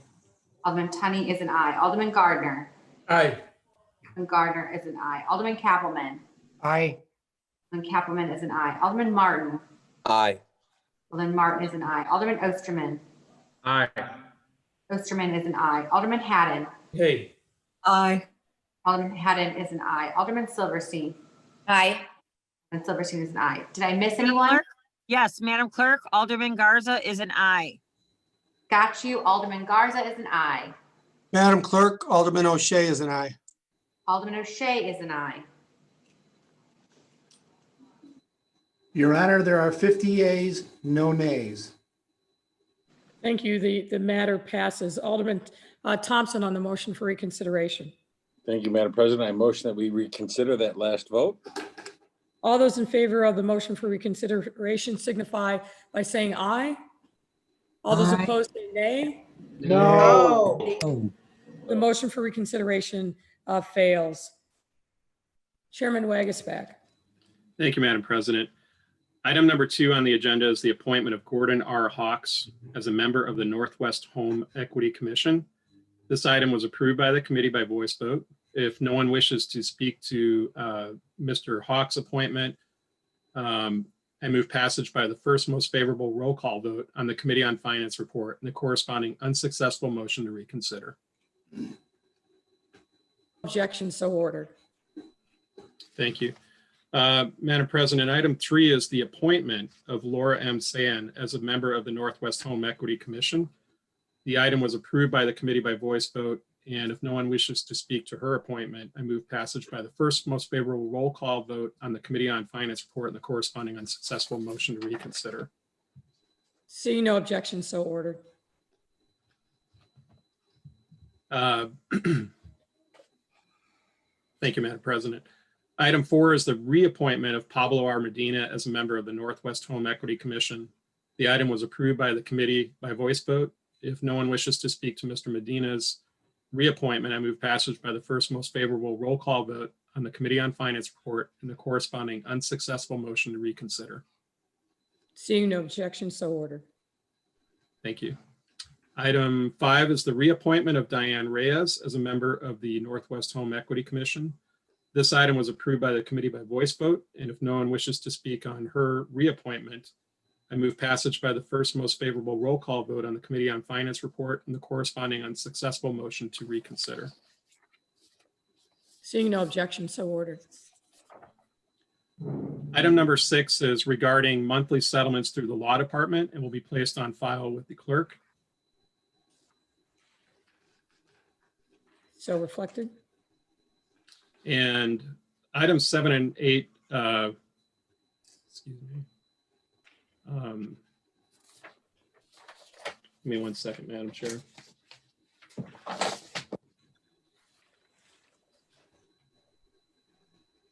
And Madam President, there were no settlements for the month of October. And then items 10 and 11 on our agenda consisted of authorizations for the payment of various small claims against the city and denials of payments of various small claims against the city. If there's no objection, I ask that these items be placed on the omnibus. Seeing no objection so ordered. Thank you, Madam President. This concludes the report of the Committee on Finance. All right, Committee on Budget and Government Operations. Chairman Dow. Thank you, Madam President, and members of the City Council. Reporting for your Committee on the Budget and Government Operations, which held a meeting on September 30th, 2020 and reconvened on October 5th, 2020. The committee recommends passage of the following. 1, an ordinance concerning an allocation of Neighborhood Opportunity Fund grant to American Antoine Land LLC for a Huddle House restaurant at 9401 South Stony Island Avenue in the 8th Ward. I move passage of this item by the first favorable roll call vote of the Committee on Finance and associated unsuccessful motion to reconsider. Seeing no objection so ordered. Thank you, Madam President. Number 2, a substitute ordinance concerning an amendment to the annual appropriation ordinance year 2020 within Fund Number 925 for the Office of the Mayor, Department of Assets, Information and Services, the Board of Elections, the Department of Public Health, the Mayor's Office for People with Disabilities, the Office of Public Safety Administration, the Chicago Police Department, and the Office of Emergency Management and Communications, and the Office of the Fire Department, the Department of Fire. Same motion if there is no objection. Seeing no objection, so ordered. Thank you, Madam President. That concludes the report of the committee. Thank you, Chairman Dow. Next, the Committee on Rules, Chairman Harris. Thank you, Madam President. Reporting for your Committee on Committees rules, which met Friday, September 25th, 2020 at 2 p.m. The committee recommended recommend passage of the following items. One is a correction of the City Council Journal Proceedings for November 20th, 2019. I move passage of this item by the first most favorable roll call of the Committee on Finance and the associated unsuccessful motion to reconsider. Seeing no objection, so ordered. Item 2 is a correction of the City Council Journal of Proceedings of July 22nd, 2020. I move passage of this item by the same motion if there's no objection. Seeing no objection, so ordered. The next item is a proposed ordinance terminating the intergovernmental agreement with the Chicago Board of Education concerning stationing CPD officers in CPS schools. The committee recommends that this item be re-referred to the Joint Committee on Education and Public Safety. I move passage of this recommendation by the same motion if there's no objection. Seeing no objection, so ordered. The next item is a proposed ordinance amending the municipal code 10-32 by adding a new section 10-32-245, establishing the Urban Forestry Board. The committee recommends that this item be referred to the Committee on Finance. I move passage of this recommendation by the same motion if there's no objection. Seeing no objection, so ordered. Thank you. The final item is a proposed resolution to suspend operations of General Irons Industries, Inc. during COVID-19 pandemic until phase 5 of the framework for reopening Chicago is complete. The committee recommends that this item be re-referred to the Committee on Environmental Protection and Energy. And I move passage of this recommendation by the same motion if there's no objections. Seeing no objection, so ordered. That concludes my report, Madam President. Thank you. Thank you, Chairman Harris. Next, the Committee on Economic, Capital, and Technology Development, Chairman Villegas. Good afternoon, Madam President, members of the City Council, reporting for the Committee on Economic, Capital, and Technology Development, which held a meeting on September 29th, 2020. The committee recommends passage of the following items. Items 1 through 8 are a series of appointments and reappointments to various special service areas. Angela C. Herlock and Alexis J. Alimas to SSA number 5, Commercial Avenue Commission. Mark D. Washore to SSA number 16, Greektown Halsted Commission. Ben R. Monroe to SSA number 21, Lincoln Square Commission. Robert Zadlak to SSA number 48, Old Town Commission, and Kelly Chang, Kim Yang Hong, and Patricia A. Hutzel to SSA number 34, Uptown Commission. I move passage of these items by the first favorable roll call vote of the Committee on Finance and the associated unsuccessful motion to reconsider. Seeing no objection, so ordered. Item 9 is an ordinance to call for public hearings on enlargement of boundaries, imposition of tax levy, approval of budget, extension of tax levy period, and execution of service provider agreement for special service area number 19, the Howard Street Commission. I move passage of this item by the first favorable roll call vote of the Committee on Finance and the associated unsuccessful motion to reconsider. Hearing no objection, so ordered. Chairman Villegas, are you going to address item 5? I think you, this is the reappointment of, I think he did that. Did you address item number 5? And I'm now remembering that you did. The reappointment of Alex Alimas. Items 1 through 8. That was included in 1 through 8, Madam Chair. Thank you. Item 10 on the agenda is an ordinance to call for public hearings on imposition of tax levy, approval of budget, extension of tax levy period, and execution of service provider agreement for special service area number 54, the Sheridan Road Commission for 15-year term. I move passage of this item by the first favorable roll call vote of the Committee on Finance and the associated unsuccessful motion to reconsider. Hearing no objection, so ordered. Item 11 on the agenda is an ordinance to call for public hearings and establishment of special service area number 75, the Oak Street for 10-year term. I move passage of this item by the first favorable roll call vote of the Committee on Finance and the associated unsuccessful motion to reconsider. Hearing no objection, so ordered. Item 12 is an ordinance to call for public hearings on the establishment of temporary special service area number 76, Michigan Avenue Commission for a 3-year term. I move passage of this item by the first favorable roll call vote of the Committee on Finance and the associated unsuccessful motion to reconsider. Hearing no objection, so ordered. Item 13 on the agenda is a substitute order to call for a budget director to issue requests to relevant technology sectors for information to identify potential efficiencies in city's technology system and process and potential revenue sources. The substitute order pushes back all dates by 2 months to allow for citywide IT assessment to conclude. All other language remains the same. I move passage of this item by the first favorable roll call vote of the Committee on Finance and the unsuccessful motion to reconsider. Seeing no objection, so ordered. Item 14 is a substitute ordinance for an amendment of Municipal Code Chapter 2-45-165 to establish requirements for revocation of certain tax incentive classifications. The substitute makes the following changes: consolidates revocation factors for various requirements that may be imposed by the redevelopment agreement into a single line item, includes a new revocation factor to account for the various reporting requirements imposed by SO 2020-22-01, consolidates all revocation factors that reference the county code into a single factor, makes several technical changes to the process, including removing surplus provisions, clarifying that the Committee on Economic Capital and Technology Development is required to send notice upon referral, a revocation resolution as opposed to an introduction, requiring the chairman of the committee to include the Department of Planning and Development's recommendation in the committee's report to the City Council. I move passage of this item by the first favorable roll call vote to Committee on Finance and the associated unsuccessful motion to reconsider. Hearing no objection, so ordered. President, that concludes my report. Thank you, Mr. Chairman. Next is the Committee on Ethics and Government Oversight, Chairman Michelle Smith. Thank you, Madam President and members of City Council. Reporting for your Committee on Ethics and Government Oversight, which held a meeting on September 24th, 2020, the committee considered and recommends passage of 3 items.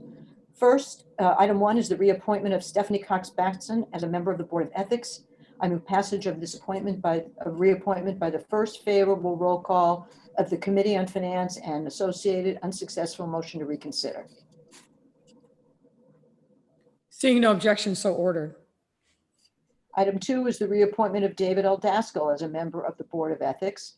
I move passage of this reappointment by the first favorable roll call of the Committee on Finance and associated unsuccessful motion to reconsider. Seeing no objection, so ordered.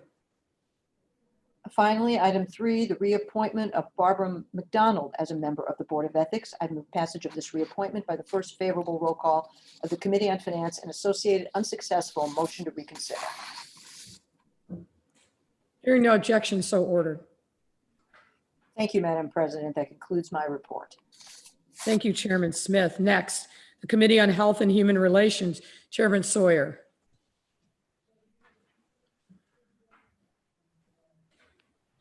Chairman, you are muted.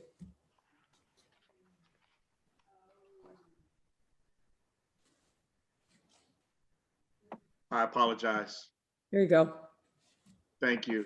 Thank you, Madam President, and members of the City Council. Reporting on your Committee on Health and Human Relations, which held remote meetings on September 16th and September 21st, 2020, the committee recommends passage of the following items. The first item includes appointments to the Advisory Council of Women.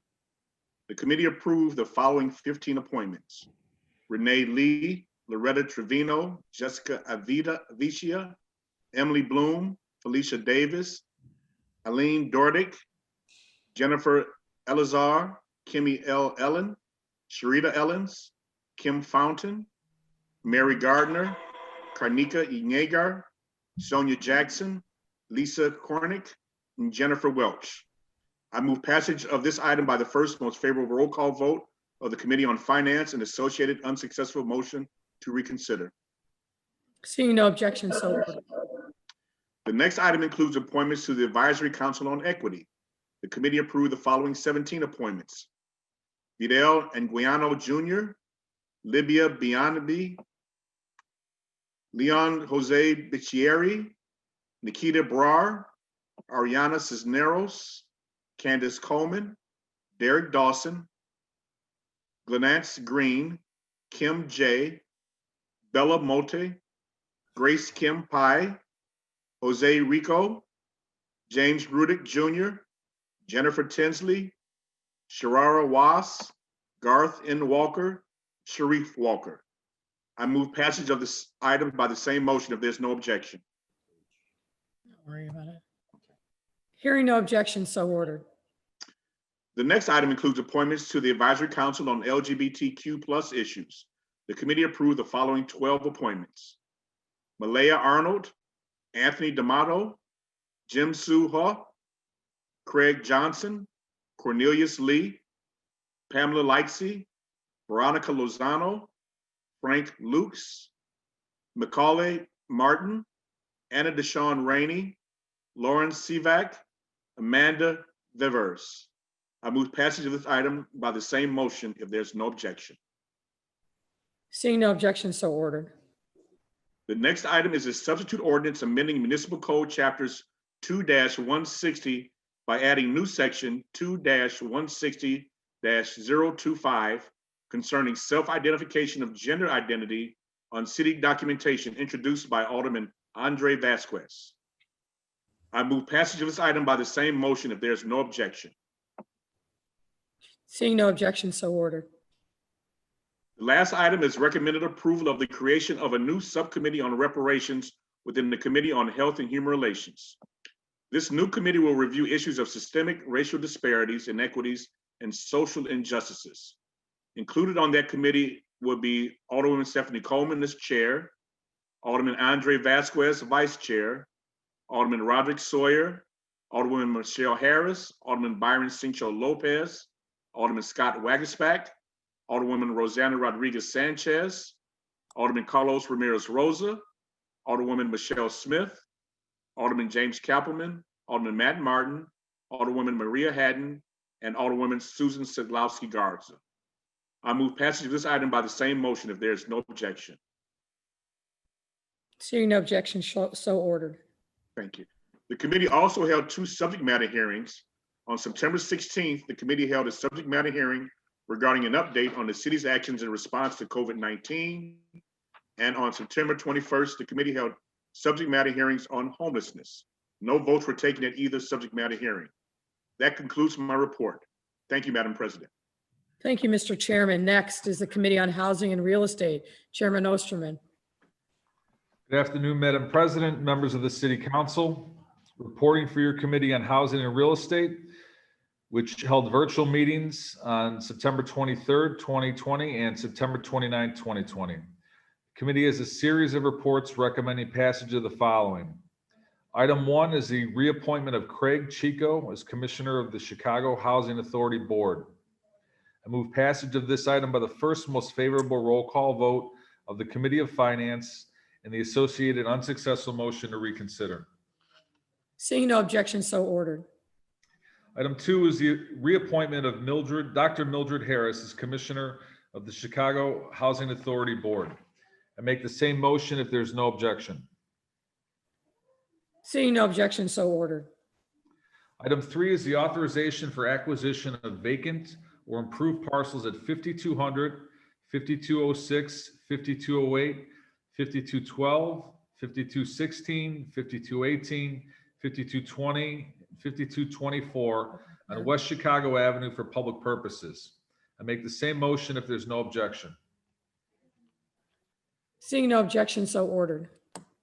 Item 4 is the authorization for acquisition for parcels on West Division Street between Cleveland Avenue and the Kennedy Expressway for right-of-way usage and reconstruction of Division Street, including bridges over the North Branch of the Chicago River and North Branch Channel.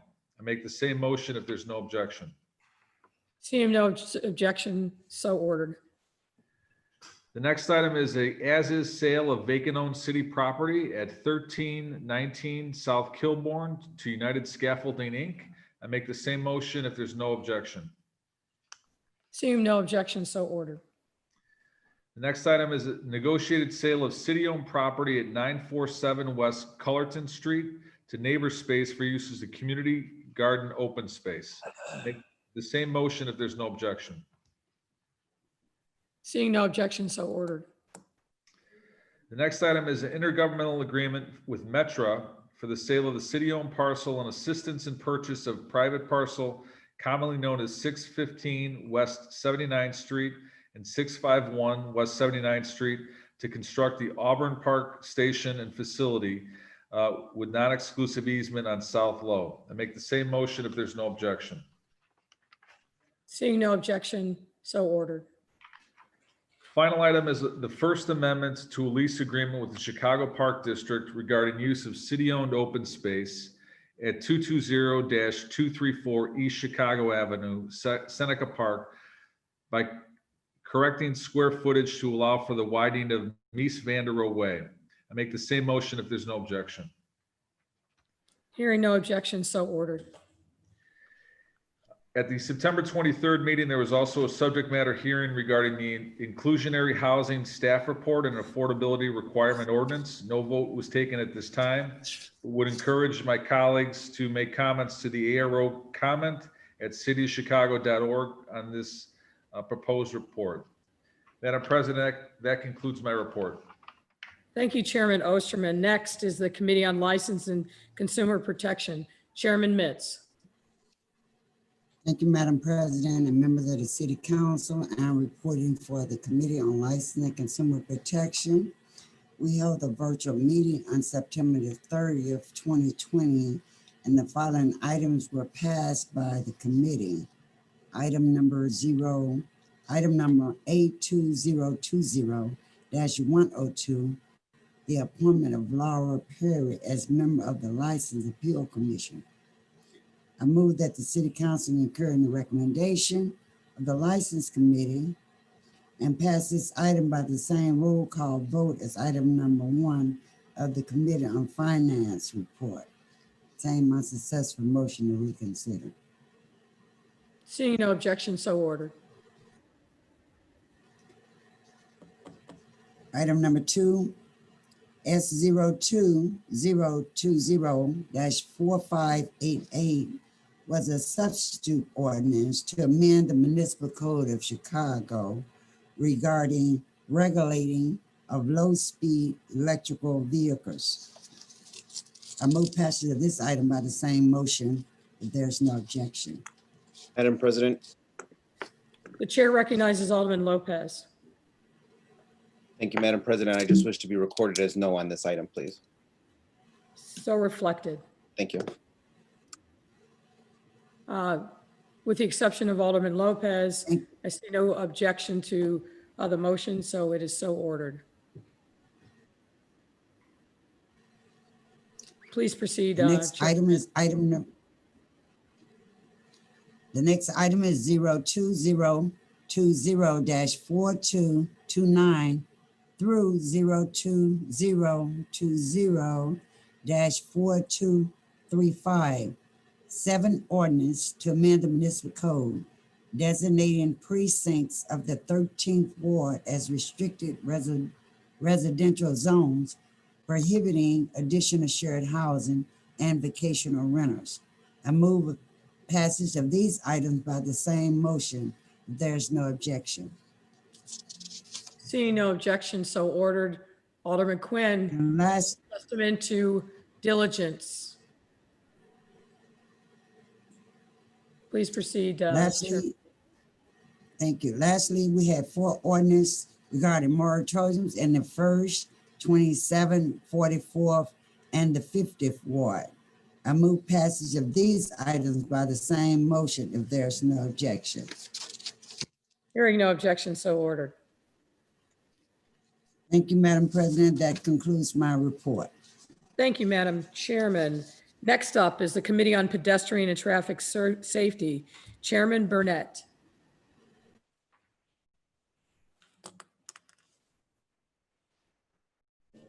Thank you, Madam President.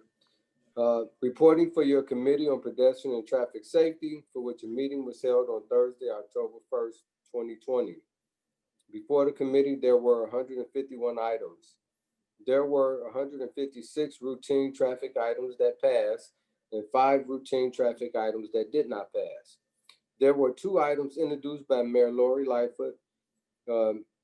Item 02020-3982, substitute ordinance for amendment of municipal code title 4 and 9 regarding low-speed electrical mobility and delivery bicycles. And another amendment was 02020-4587, amendment of municipal code chapters 2-102 and 9-80 regarding installation of vehicle impact protection devices, ballards and barriers in public ways. Both items passed through committee. If there's no objections, I move for passage of these ordinances in the omnibus. That concludes my report. Thank you, Madam President. The chair recognizes Alderman Lopez. Thank you again, Madam President. I wish to be recorded as a no to item 2020-3982, please. So reflected in the record. Hearing no other objection, the motion is granted. Thank you, Chairman Burnett, for your report. Next up is the Committee on Transportation and Public Way, Chairman Brookins. Thank you, Madam President. Reporting for your Committee on Transportation and Public Way, a meeting held on October 1st, 2020. The following ordinances passed by a majority of the members present. On pages 2 through 20 include 222 ordinances for grants of privileges introduced by the local aldermen from wards 1 through 6, 8, 13 through 16, 18 through 20, 22, 23, 25 through 28, 30 through 33, 35, and 38 through 50. Under Rule 14 of the Rules of Order and Procedure of the City of Chicago City Council, Alderman Burke abstains from voting on the following items: grants of privilege 02020-4315, 02020-4399, 02020-4400, 02020-4401, 02020-4402, and 02020-4425. Due to practicing law with other attorneys in the law firm, other attorneys in the firm represented Community First Healthcare of Illinois, Inc., AG OCG 360 North Michigan, LLC, and Metro Market within the preceding 12 months in the property tax appeals at the Cook County Assessor, Cook County Board of Review, and Cook County Property Tax Appeals Board. Page 21 include 9 ordinances for canopies introduced by local aldermen from wards 4, 27, 42, 45, and 46.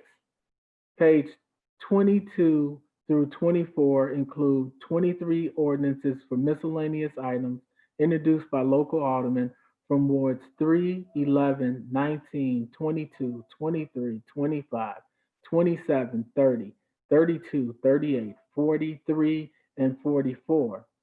Page 25 includes 2 subdivision ordinances located in the 4th and 19th wards. Page 26 includes 1 vacation ordinance located in the 11th ward. Madam President, if there are no objections, I move passage of these items by the last most favorable roll call vote of the Committee on Finance and the associated unsuccessful motion to reconsider. Seeing no objections, so ordered. Madam President, this concludes my report. Thank you, Chairman Brookins. Next up is the Committee on Zoning, Landmarks, and Building Standards, Chairman Tunney.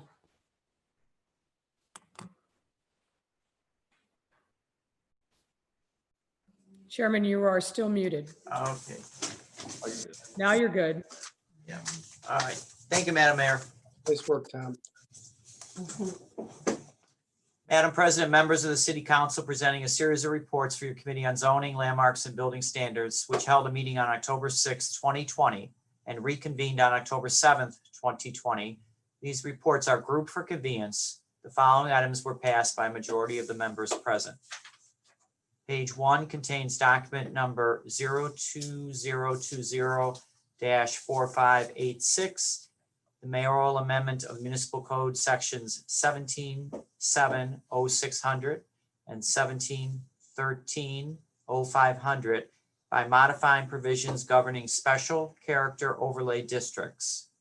I move passage of this item by the last most favorable roll call vote of the Finance Committee report and the associated unsuccessful motion to reconsider.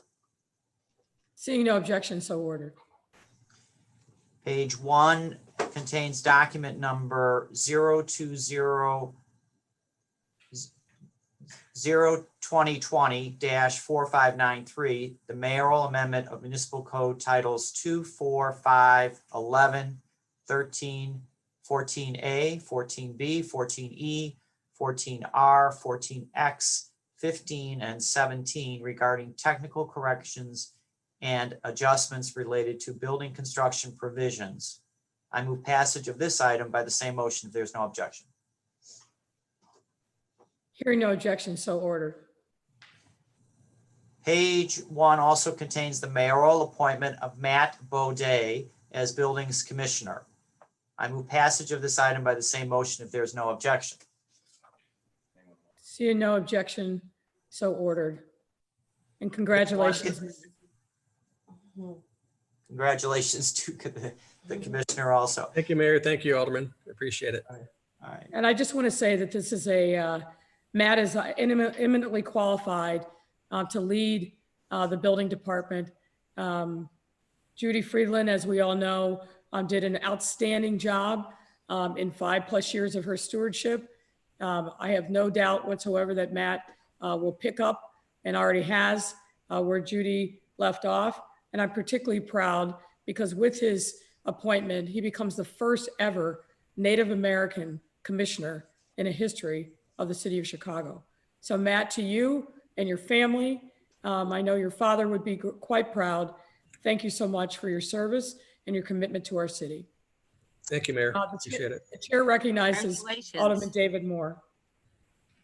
Yes, congratulations, Matt. And again, I want to thank you for our meeting. I know I had asked for some information from the chair for the committee regarding the salaries, but I guess that's not available for a course because of the budget isn't out for 2021. So I just, in that, recognizing that the mayor has made and I support the mayor's appointment, but also her elevation of Marlene Hopkins.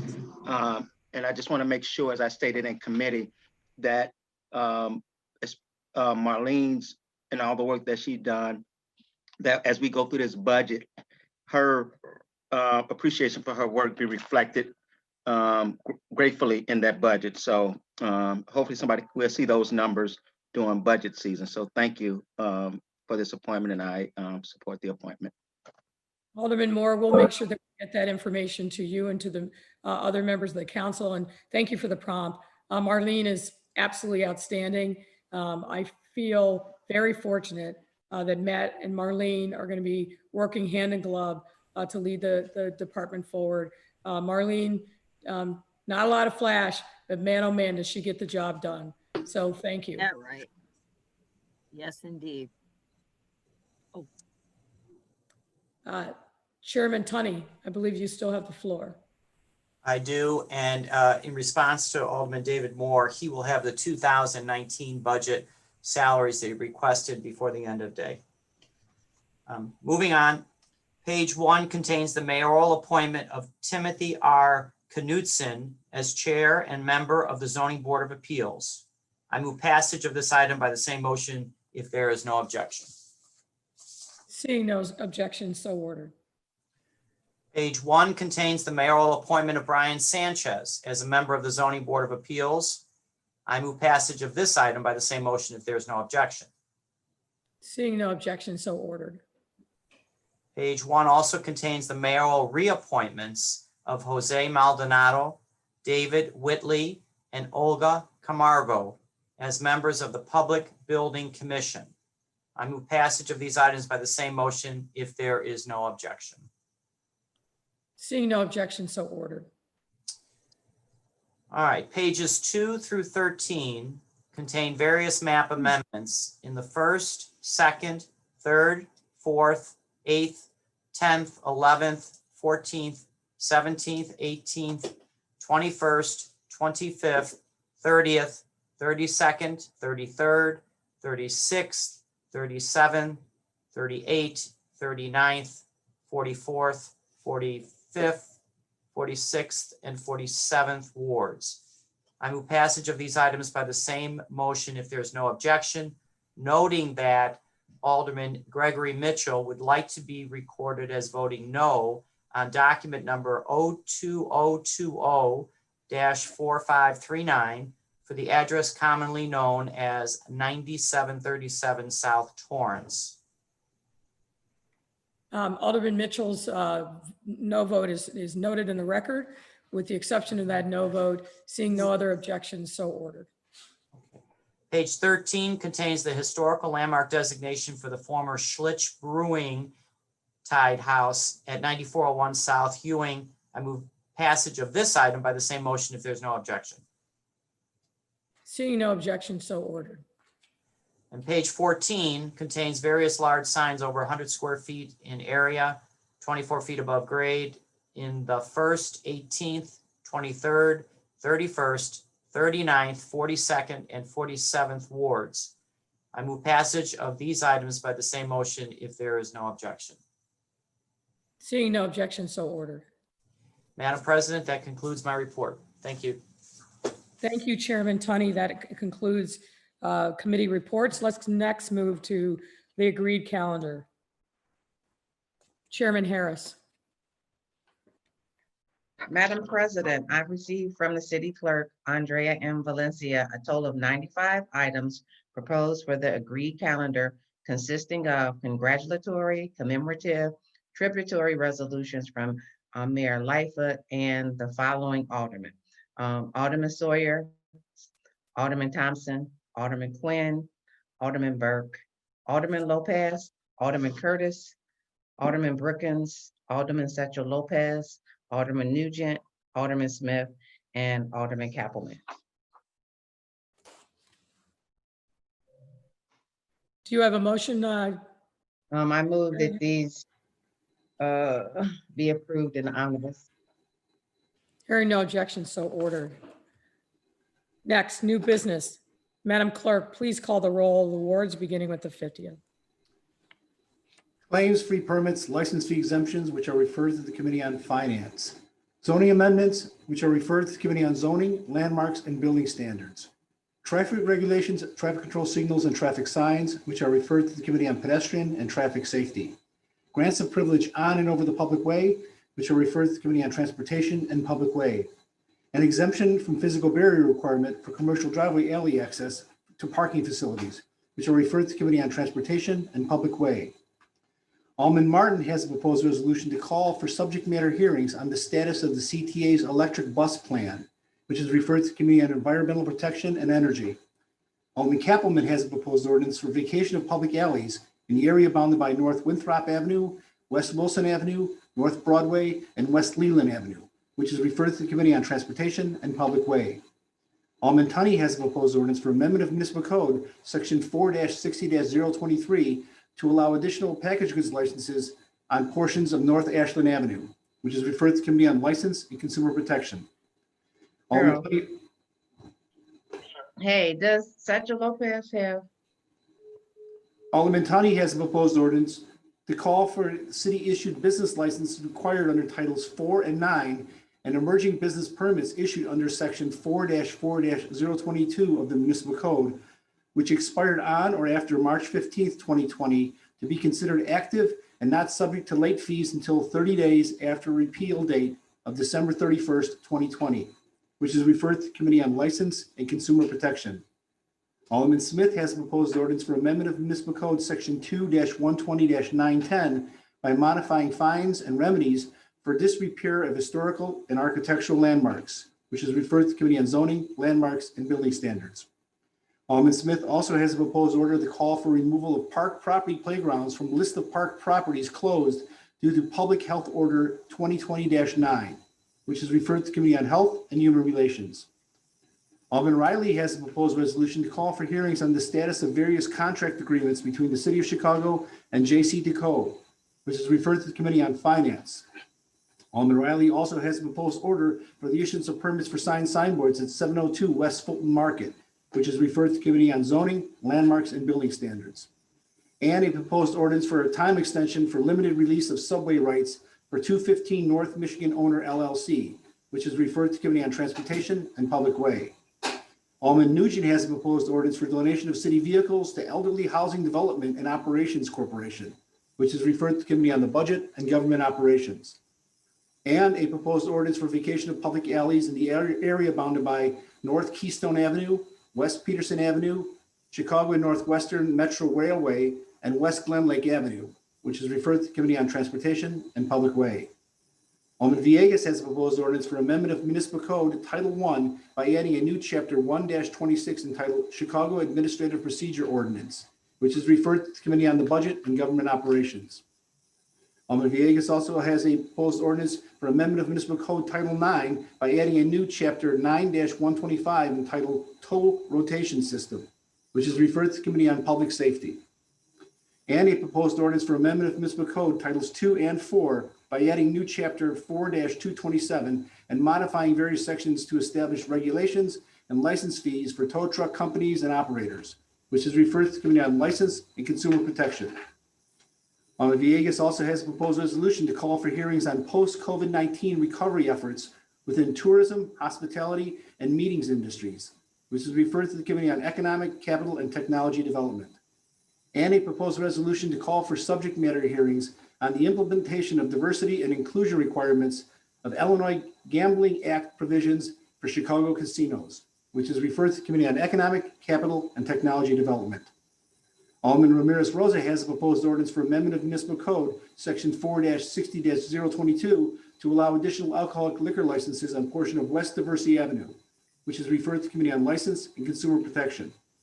And a proposed ordinance for amendment of Municipal Code, Section 4-60-023, to allow additional package goods licenses on portion of West Diversey Avenue, which is referred to the Committee on License and Consumer Protection. Alderman Ramirez Rosa also has a proposed ordinance for amendment of Municipal Code Section 4-60-023 to allow additional package goods licenses on portions of North Elston Avenue, which is referred to the Committee on License and Consumer Protection. Alderman Rodriguez Sanchez and others have a proposed resolution to call for Federal Reserve Bank of U.S. and financial institutions serving as bond underwriters for City of Chicago to offer interest-free, low-term loans for borrowing needs of state and local governments, which is referred to the Committee on Finance. Alderman Burnett has a proposed order for the issuance of permits for signboards at 404 North Armour Street, which is referred to the Committee on Zoning, Landmarks, and Building Standards. Alderman Burnett also has a proposed ordinance for vacation of public alleys in the area bounded by West Walnut Street, North Ashland Avenue, West Lake Street, and North Paulina Street, which is referred to the Committee on Transportation and Public Way. Alderman Cicho Lopez has a proposed ordinance for amendment of Municipal Code, Chapter 2-44, by modifying Sections 2-44-080 regarding 2015 Affordable Housing Commitment and adding new Section 2. Two committees called the Committee on Housing and Real Estate and the Committee on Rules. The matter is referred to the Committee on Committees and Rules. Excuse me, sir, who called it the rules for the record? The alderman didn't identify themselves, Alderman.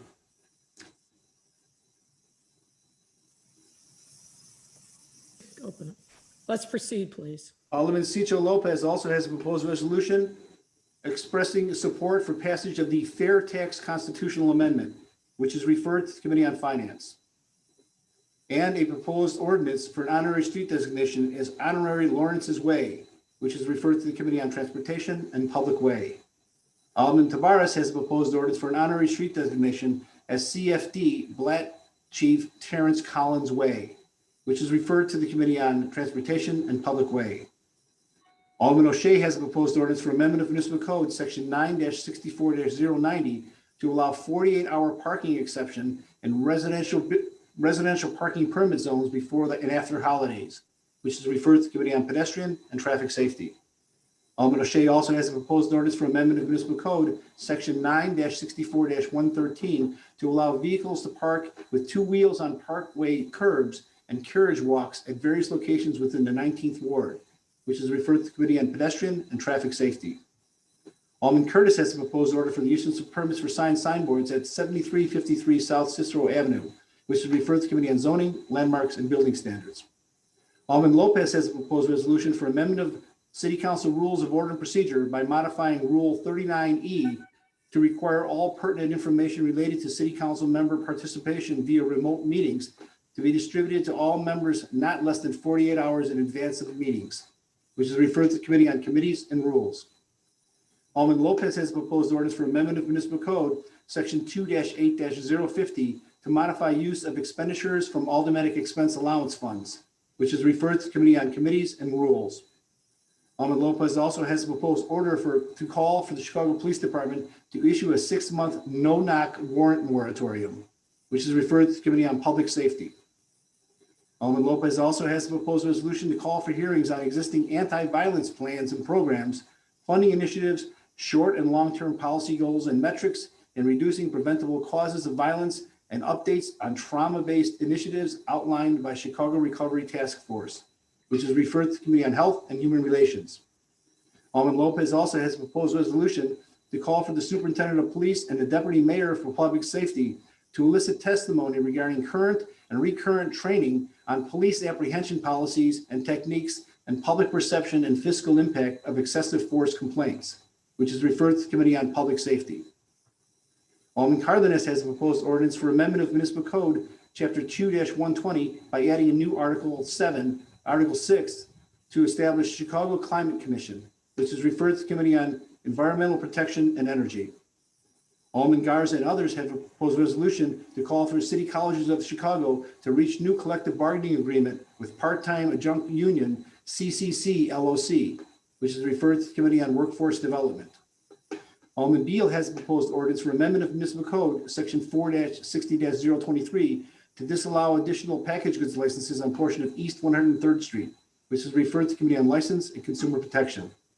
Alderman Dowell has a proposed order for the issuance of permits for signboards at 123 East Cermak Road, which is referred to the Committee on Zoning, Landmarks, and Building Standards. Alderman Hopkins has a proposed ordinance for amendment of Municipal Code, Section 4-60-022, to allow additional alcoholic liquor licenses on portion of North Ashland Avenue, which is referred to the Committee on License and Consumer Protection. Alderman Laspada and Alderman Martin have a proposed resolution to call for subject matter hearings on potential issuance of pension obligation bonds targeted towards city's pension requirements, which is referred to the Committee on Finance. Alderman Laspada and others have a proposed resolution to call for hearings on expanding community-based domestic sexual and gender-based violence prevention programming, which is referred to the Committee on Health and Human Relations. Budget. Apologies, I didn't hear that.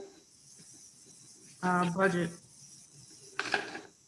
Two committees having been called, the Committee on Human Relations and the Committee on the Budget, the matter is referred to the Committee on Rules. Your Honor, that concludes the aldermanic introductions. Thank you, sir. Next is the approval of the journal. Alderman Mitchell. Madam President, I'm not aware of any corrections to the journal and move that it be approved by the same roll call vote that was applied to determine quorum. Hearing no objections, so ordered. The motion is carried.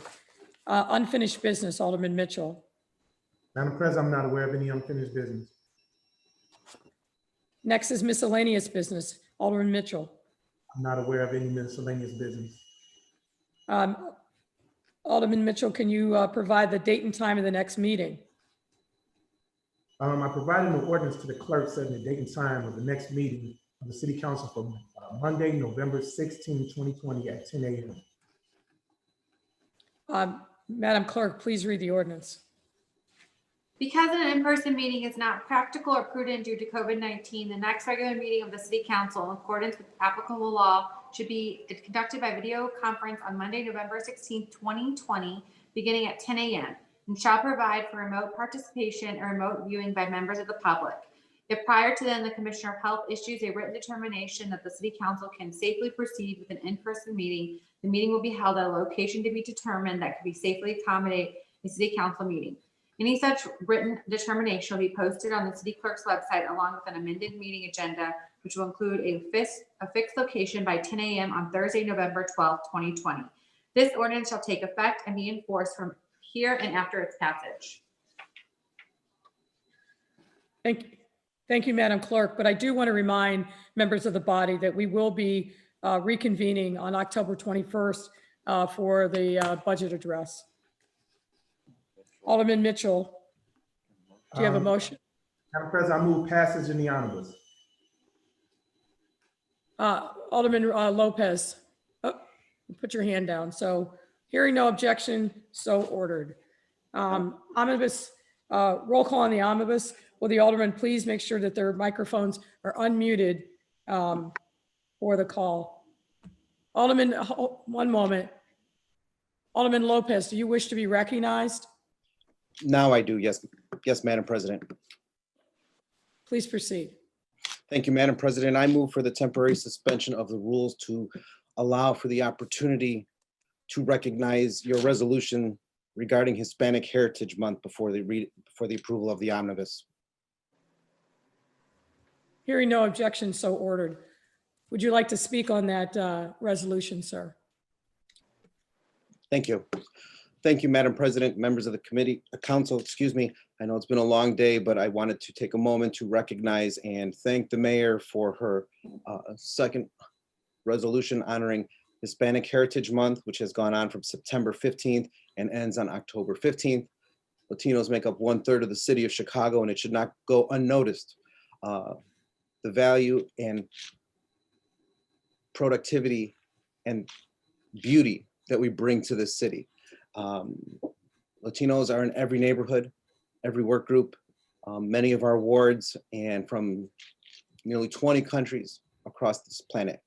And I, as a proud great-grandson of immigrants, know that our value is deeply entrenched in this city. And I encourage all of my members to take a moment to just recognize that fact before we end for the day. Thank you, Madam President. Thank you, Alderman Lopez. I'm good. Give me a minute. Alderman Burnett, if I could ask you to please mute your phone. We are now at the moment of the omnibus roll call on the omnibus. Will the alderman please mute your phone while you're not talking, but unmute when you move to talk. Madam Clerk. Alderman LaSpada. Aye. Alderman LaSpada is an aye. Alderman Hopkins. Aye. Alderman Hopkins is an aye. Alderman Dow. Alderman Dow is an aye. Alderman King. Aye. Alderman King is an aye. Alderman Hairston. Aye. Alderman Harrison is an aye. Alderman Sawyer. Aye. Alderman Sawyer is an aye. Alderman Mitchell. Aye. Alderman Mitchell is an aye. Alderman Harris. Aye. Alderman Harris is an aye. Alderman Beal. Yep. Alderman Beal is an aye. Alderman Zalowski Garza. Yes. Alderman Garza is an aye. Alderman Thompson. Aye. Alderman Thompson is an aye. Alderman Cardenas. Alderman Quinn. Aye. Alderman Cardenas, aye. Alderman Cardenas is an aye. Alderman Quinn. Aye. Alderman Quinn is an aye. Alderman Burke. Aye. Alderman Burke is an aye. Alderman Lopez. Aye. Lopez is an aye. Alderman Coleman. Aye. Alderman Coleman is an aye. Alderman Moore. Aye. Alderman Moore is an aye. Alderman Curtis. Aye. Curtis is an aye. Alderman O'Shea. Aye. Alderman O'Shea is an aye. Alderman Taylor. Aye. Alderman Taylor is an aye. Alderman Brookins. Aye. Alderman Brookins is an aye. Alderman Rodriguez. Aye. Alderman Rodriguez is an aye. Alderman Tabarez. Aye. Alderman Tabarez is an aye. Alderman Scott. Aye. Alderman Scott is an aye. Alderman Cicho Lopez. Aye. Alderman Cicho Lopez is an aye. Alderman Maldonado. Aye. Alderman Maldonado is an aye. Alderman Burnett. Aye. Alderman Burnett is an aye. Alderman Irvin. Aye. Alderman Irvin is an aye. Alderman Talaferro. Aye. Alderman Talaferro is an aye. Alderman Raboyes. Alderman Cardona. Aye. Alderman Cardona is an aye. Alderman Wagaspack. Aye. Alderman Wagaspack is an aye. Alderman Rodriguez Sanchez. Aye. Alderman Rodriguez Sanchez is an aye. Alderman Austin. Aye. Alderman Austin is an aye. Alderman Ramirez Rosa. Aye. Alderman Ramirez Rosa is an aye. Alderman Villegas. Aye. Alderman Villegas is an aye. Alderman Mitz. Aye. Alderman Mitz is an aye. Alderman Spasado. Yes. Alderman Spasado is an aye. Alderman Nugent. Aye. Sorry, Alderman Nugent. Aye. Yes. Alderman Nugent is an aye. Alderman Vasquez. Aye. Alderman Vasquez is an aye. Alderman Napolitano. Aye. Alderman Napolitano is an aye. Alderman Riley. Aye. Alderman Riley is an aye. Alderman Smith. Aye. Alderman Smith is an aye. Alderman Tunney. Aye. Alderman Tunney is an aye. Alderman Gardner. Aye. Alderman Gardner is an aye. Alderman Kappelman. Sorry, aye. Alderman Kappelman is an aye. Alderman Martin. Aye. Alderman Martin is an aye. Alderman Osterman. Aye. Alderman Osterman is an aye. Alderman Haddon. Aye. Alderman Haddon is an aye. Alderman Silverstein. Aye. Alderman Silverstein is an aye. Your Honor, there are 49 yeas, no nays. Thank you. The matter passes. Alderman Thompson on the motion for reconsideration. Madam President, I motion that we reconsider this vote and adjourn soon. One thing at a time. Okay. All those in favor of the motion for reconsideration of the omnibus signify by saying aye. Aye. All those opposed say nay. No. The motion for reconsideration fails. Alderman Mitchell on a motion to adjourn. President, there'll be no further business before the body. That we adjourn on the same roll call vote that was applied to determine quorum. Hearing no objection, so ordered, and this city council meeting is adjourned. Thank you all. Have a nice day, Mayor Lightfoot. Thank See you. ya.